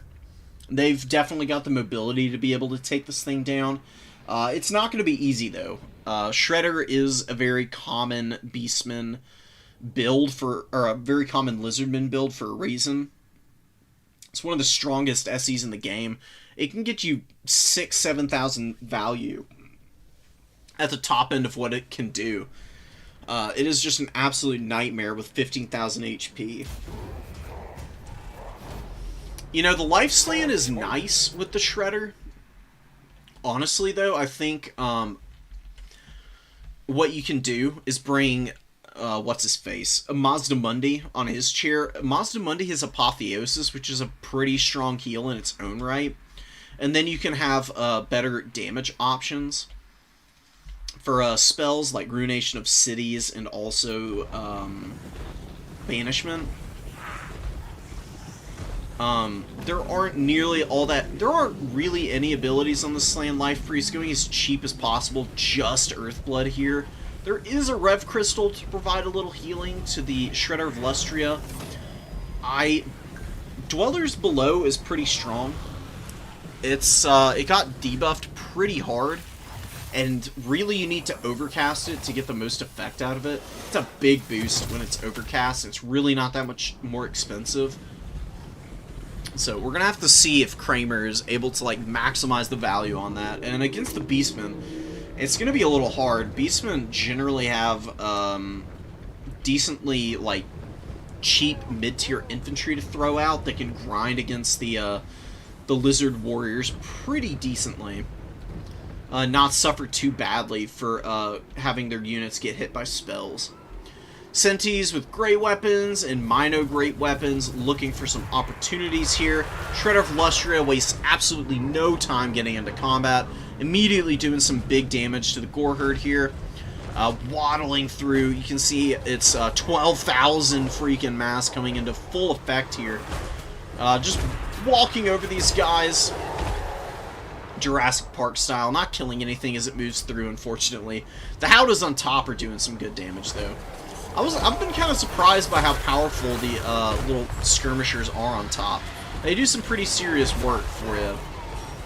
Goreherd taking some serious damage. Good flocks of doom coming in from Malagor so far. Decent value, but we do have Goreherd immediately routing here, getting smacked up. Malagor is going to land in the back trying to get after the Slan Mage Priest. Definitely a little risky. Gonna need the Centaur Great Weapons to get in there to really provide the value, and the Goreherds are all running for their lives right now, just getting terrified away in droves by the Shredder of Lustria. He's getting some really good work done. Malagor's starting to take a few hits from the Slan here. Actually loses a decent chunk of the HP. We do have Skink cohorts running for their lives. Centaur Great Weapons just absolutely flattening Skinks. These things definitely need to move directly onto the Slan, which is in fact what happens. Very nice targeting, and they're going to rip this guy apart. They have very good AP on their attacks, and the low melee defense of the Slan is going to make it very vulnerable to surround from a unit of this type. That is probably going to be GG once this guy goes down. Shredder is a great unit, but without the healing, it can only do so much. Temple Guard coming out too little too late. Man, that's so painful too. I mean, Temple Guard are a great unit, very underrated. They are very good at sitting underfoot of the Slans. They provide Guardian to them. They also get Sacred Duty, which is them immune to psychology, and they cause fear, which is pretty nice. Star Chamber Guardians are the ROR variant. They get Unbreakable, which is also really amazing. And I think they also imbue Guardian onto their allied lords. It was looking good for Kramer for a minute, but now the Bastiladon Rev Crystal is fighting in Korngors, which is not what you want. Shredder of Lustria doing its best here, but fighting against the Minotaurs is going to slow its momentum down a decent amount. Is pushing through, still racking up a decent amount of value, but again, it's not going to have any heals the rest of this game. As the Beastman, this is where you bring out the Senti throwing axes just to chip this guy down. As long as there's no healing on the field, you're going to get some very cost-effective fire in there and really make the big beasties suffer for it all. Centaur is doing what they do best, which is flattening red-crested skinks and just regular skinks. Sentis are incredible in this matchup. They're pretty hard for the lizards to deal with. This is not an easy matchup for lizards, to be fair. They do not do very well against the bestial fury of the Beastmen. Missing the charge, it looks like, on the Saurus Spear, or the Coldwind Spear Riders. Losing out to the Senti Great Weapons. They're going to get collapsed on by this other one. These guys have 1,400 value already. Probably going to be well on their way to 2,000 if Kramer doesn't call it here in a moment, which might end up happening just based on the current pace of the fighting. Bridges of Kalkengard have lost one model, but they're still getting some good damage done. Probably going to be able to terror out some of these units in a moment here. As long as they don't get dragged down by the Temple Guard right now. Big terror route going down on the Shredder, and we do have the Rev Crystal rally and get a really big heal off. This could be disaster for the Beastmen if they're not careful. They're bringing out a bunch of Minotaur Great Weapons. They're going to do well against the Rev Crystal, but I'm telling you, the worst thing you can do against the Shredder of Lustria is try to use Minotaurs to fight it. They just get absolutely smacked around by the Shredder. It is really good against them. It takes it a little while to get all of the weapon strength onto all the models, but once it starts killing Minotaur models, it just absolutely bullies them into the ground, and it's very brutal. You can see Beastmen have been doing really well up to this point, but they're losing a lot of momentum now. Lizards need to rally as many of their forces as possible, maybe get the Slan back out on the field. Maybe they can get themselves back in this game. It's still going to be an uphill climb. Beastman mobility is just so good. I mean, they can just run after damn near everything and take it out. Bastiladon gets isolated by the Minos and Malagor and is going to be going down. No more healing for the Shredder unless the Saurus, or not the Saurus, the Slan comes back out. Which doesn't look like is forthcoming.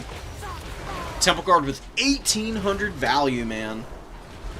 Really good performance from them. They have been fighting a lot of Minotaurs. Tlan has been a little slow on pulling these guys out. It is a little difficult, though. Shredder does debuff speed because of the Howdah on its back. The skinks poison everything in an aura around it, basically. And Minotaurs really don't like having their speed debuffed. It gets pretty rough for them to disengage. They get absolutely bullied and are immediately routing off the field. 2,800 in the bank for Clan. Needs to bring out a Gorgon or something. And Kramer needs to stop summoning in all these skink cohorts, because they're just getting run over, man. I mean, the Sentis with great weapons have just been farming skinks this whole game, getting huge value. Which has just been really brutal, man. I just don't love bringing skinks into Beastmen. They do not hold up. You can bring maybe skink skirmishers, because they can poison stuff and kite away pretty well. And then you can like lure stuff into your spear, Coldwind Spear Riders. Other than that, though, you're better off with Saurus Frontline, which can at least hold up a little bit against all of the Gore Herds and Sentis and Razor Gore Chariots and whatnot that the Beastmen are going to be bringing out. 2 Gore Herd moving up onto the field. Are there seriously no throwing axes available in this Beastman build? Because the lack of that is what's really hurting them right now. The Shredder has not had access to healing for quite a while now, and it is still on an absolute tear, man. 3,700 damage value up to this point. That's just hordes of Corngores and Gore Herds. More easy chaff for the Shredder to get through, honestly. Red-Crested Skink suffering here. Skink Cohort Javelins.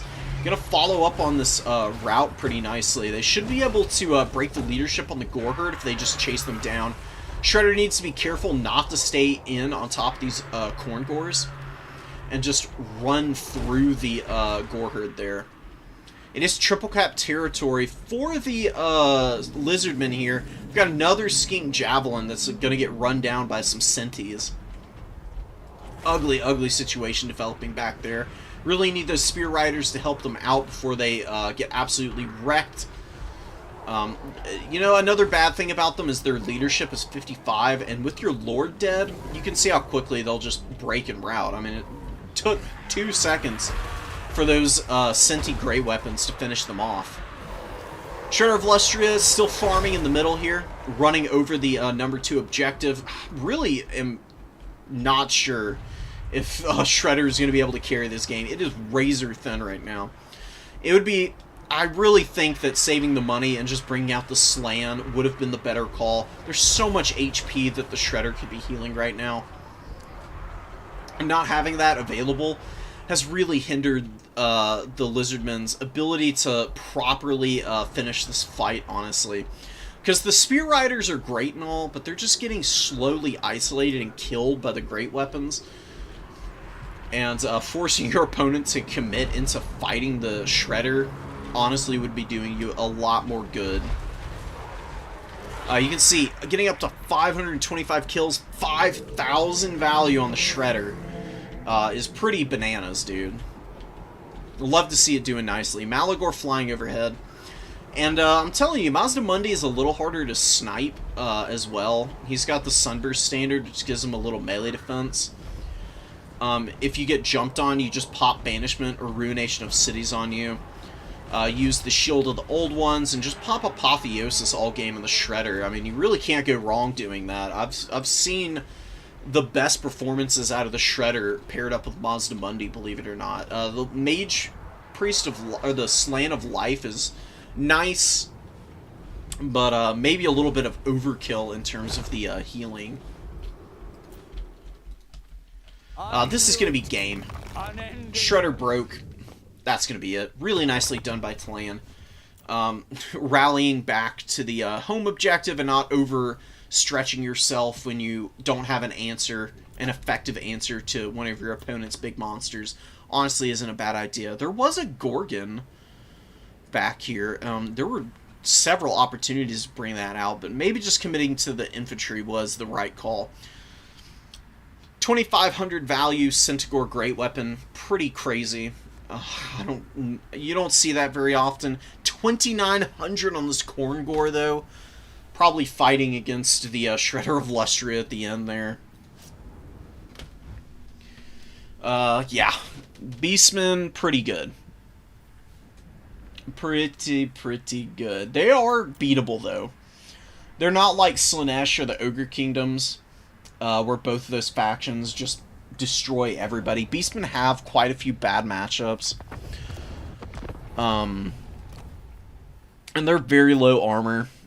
Can really hurt them. You just need to be able to keep your main formation together and take 2 objectives and play on those against the Beastmen. If you overstretch yourself, they'll punish you and quickly take the game over. But if you can avoid falling into that trap, then you should be able to beat these guys. One more match for us from our Beastmen main. High Elves versus Beastmen. We'll see how this goes. We have seen Grace beat the Beastie Boys before. We'll see if they can complete the sweep, so to speak. Malagor with Enfeebling Foe and Flock of Doom. Oh, we got a Tyrion sighting. Alright. And a Deathcaster. Deathcaster is going to be really nice here. Mally has a very small HP pool. Only 4,700, I think. Spirit Leech does about 800 damage with each cast, so 5 good uses out of it should put Malagor on his deathbed. Go meet the great lolcow in the sky. 4,900 HP. Just shy of 5,000, which is pretty good for an infantry-sized character. Some of the other infantry-sized Lord options have more HP, but you're not going to go too wrong just playing safe with Malagor. He's very hard to catch with 121 speed in the air. Insanely fast. Tyrion, I'm not sure what Tyrion's going to do this game. No Sunfang here for clearing out Goreherd or anything. I really do like Sunfang for Tyrion. Does pretty good damage. It's a nice wind spell, and against the low armor faction like Beastmen, can definitely help you out a lot. Illyrian Reaver Archers getting a little damage on Malagor early.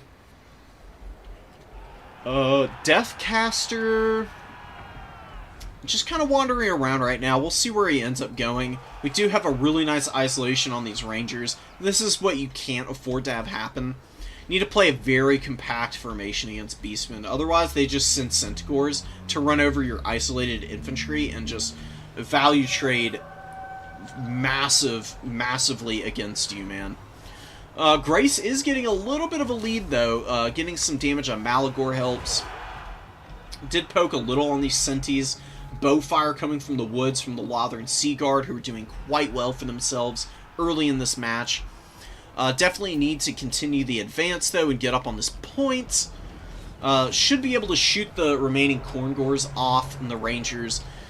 the Rangers have been the real weak point so far. I mean, they are just not that strong.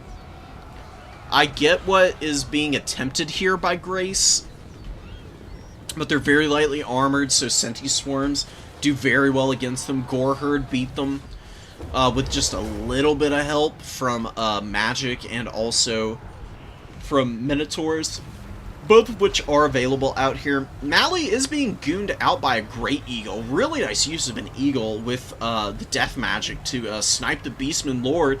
That is certainly one way to take this game over very quickly. Even if you aren't value trading great against the Beastmen, if you can kill their Lord and preserve a semi-large amount of your force, then you can usually grind back a game against them.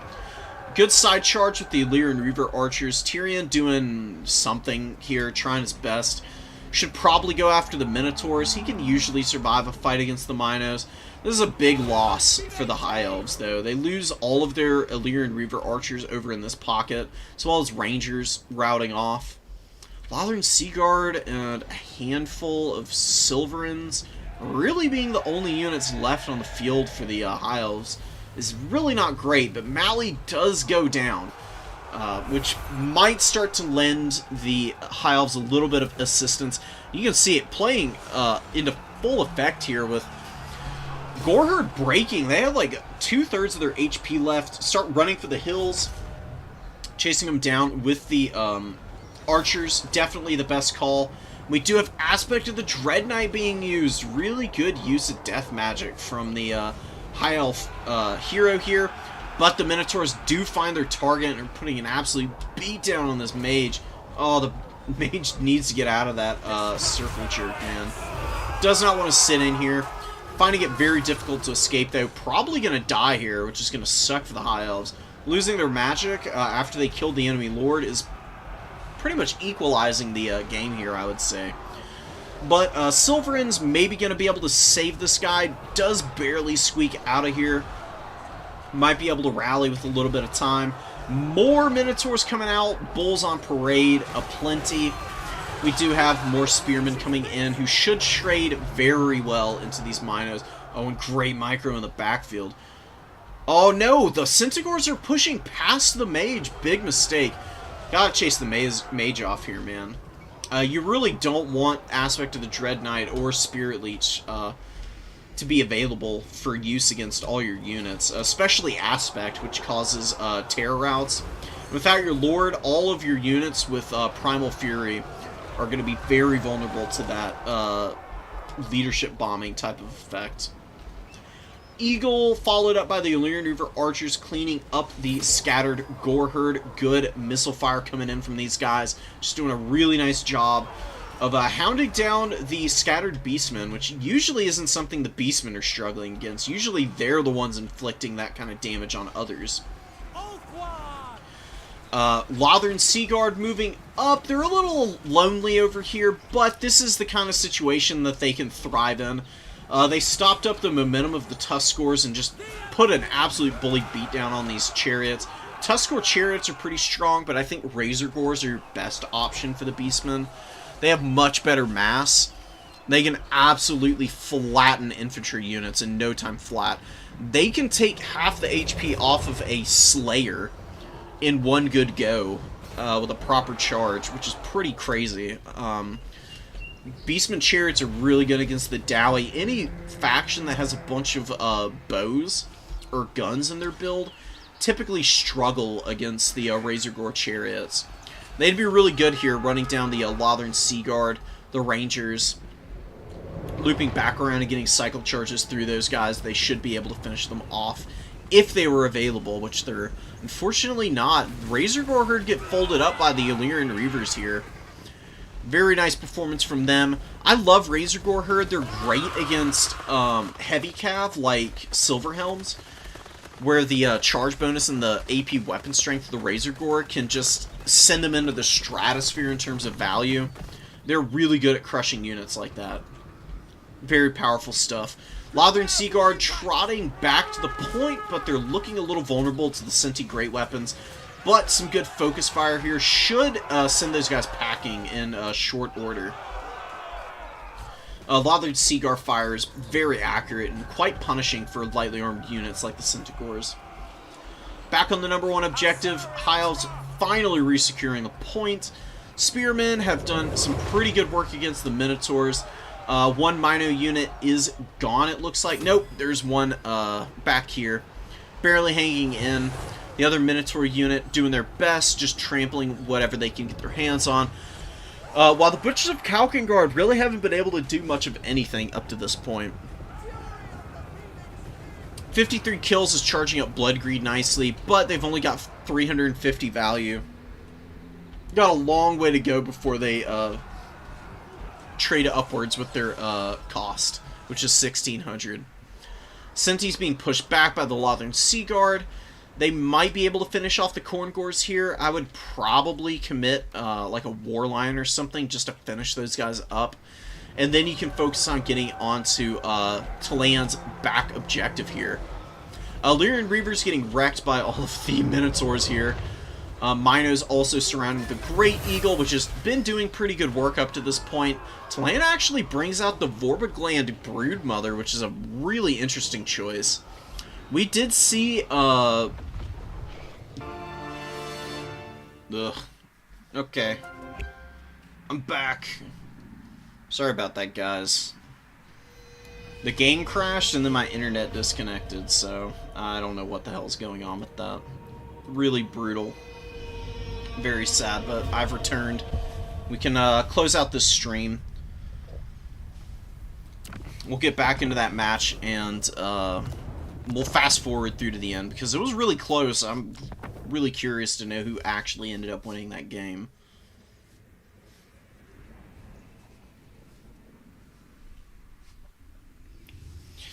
Like, the Jabberslife coming out was really cool. And we did see it in the other Beastman matchup, just to finish the thought that I was on.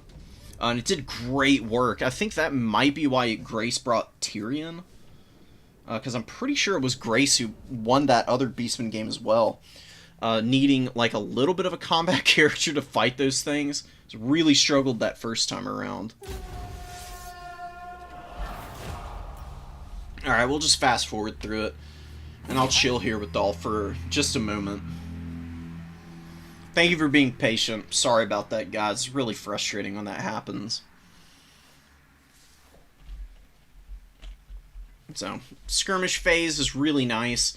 You know, the Talan's Centaur play is very strong. It's really clean. Did a very good job of trapping Illyrian Reavers in the backfield here. Getting a really good collapse on them. You can see, like, gearing up for it, spreading out and being very patient before springing it at both ends, with the Minotaurs from one side, and then the Centaurs blocking on the other. Even losing the Centaurs, the Minotaurs still got in there and did good enough damage to more than make up for the loss of any Centaur unit there. It's really awesome. It was a pretty nice play, but still being down and having lost Malagor back here in that whole fracas was pretty brutal. I mean, you need the Crowfather for the magic that he offers, as well as obviously losing him and debuffing the low leadership of the Beastmen is, you know, obviously not great and ideal for them. Butchers being kited around. We can focus on this side flank a little bit, which we didn't get a good clean view of at the end here. Man, the Spearman just getting brutalized by some of those Minos, but giving it back well enough to be able to push those guys out of the pocket. It looks like they were trying to get after the Illyrian Reaver archers over here, which is why they were all off in the corner here. When we checked back and the High Elves were finally winning this engagement again. Shooting at the Corngors, the Centaur Great Weapon comes out trying to kill these guys. More Lothern Seaguard moving up. We do have another Spearman being isolated over here by multiple Minotaur units. But they do get pushed back, and the Great Weapons did take the balance of the damage, which is really rough. You know, you want to leave the Butchers at Kalkengard to take the poke from the Spearmen. It's not ideal, just because of the cost-effectiveness consideration, but at least they've got the regeneration to heal through most of the damage, and they'd be charging up Blood Greed. The Butchers of Kalkengard, when they've got maximum Blood Greed, are an unstoppable nightmare of a unit. They just do so much damage, and having Terror on the Minotaur as well is just wonderful. So, the Minotaurs here get cleaned up. Tyrion is trying to figure out what to do. The Eagle gets absolutely flattened in a big old belly flop from the Jabberslife. Does a little damage in return. I would say you need the triple cap for a little bit of time at least. And I don't know why Tyrion is not going after the Jabberslife here. That is basically what his job should be, right? You can see the animations of the Jabberslide just pushing the eagle around like crazy. Tyrion finally turns his attention to chewing on this big old beastie, which is going to be a little tough for him, but he should be just fine with his good combat stats. He's definitely going to be able to hit pretty consistently against it. Just needs to make sure not to lose these Illyrian Reaver archers and to push some of these infantry past and onto the point here. These Silverins should be going up onto point. The Rangers should be as well. We've got another Tuscarora chariot coming out, looking to punt the Rangers here, doing some good damage, but they do get locked into combat, stopping their charge mid-go. They're probably going to take some damage from the Rangers. They're not going to be great at poking in against the Tuscaroras, but any little bit is going to help, and the High Elves barely capping this point.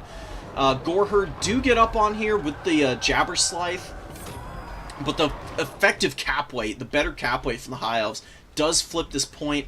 Do not abandon the middle objective here. You need these Lothern Seaguard to hold over here. You don't need this triple cap the entire rest of this game. You can just keep these guys over here, hang out on the objective, kill anything that might be trying to back cap you, and then give this objective over to the Beastmen once the situation starts looking a little too dire for you to be able to hang on to. Lots of Rangers, lots of Spearmen, more Lotherns coming out, some Silver Helms. Mage is just hiding in the trees. I can't imagine having used all the magic. Probably just waiting for an opportunity to pounce out here and maybe drop some Spirit Leeches on the Jabberslide or maybe Malagor or something if he comes back in. I wouldn't expect to see Malagor come out again. He is pretty cheap though, so it is a possibility. And the Beastmen would definitely benefit a lot from having him back out on the field because their leadership would immediately, stiffen back up.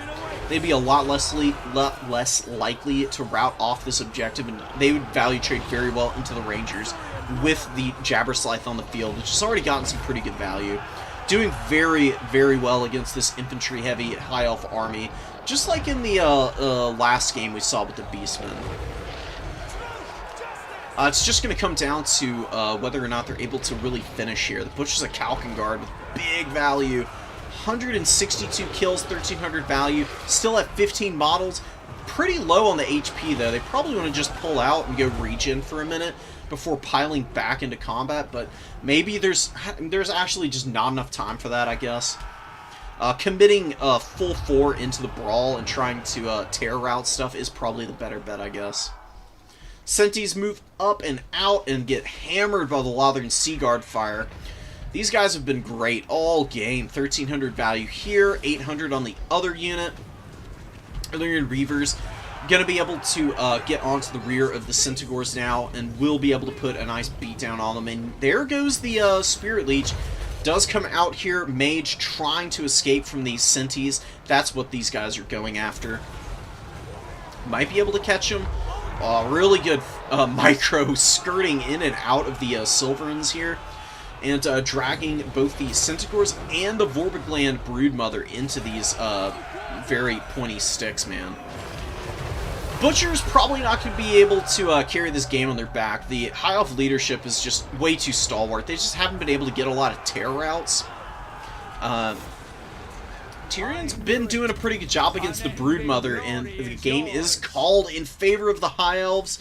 Beastmen not quite having the time to finish the game off.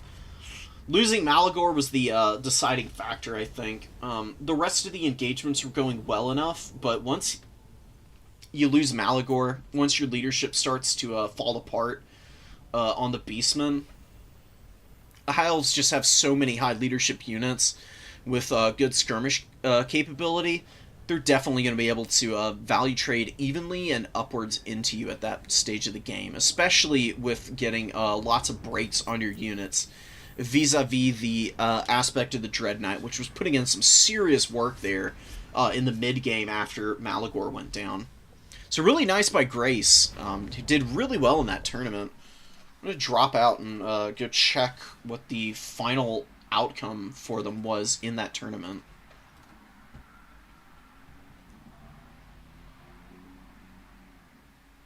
Conquest, Domination, here we go. Yeah, wow. It was 4 and... Oh, that's right. The other semifinals game was Petwansu and Grace. Oh, okay. Very cool.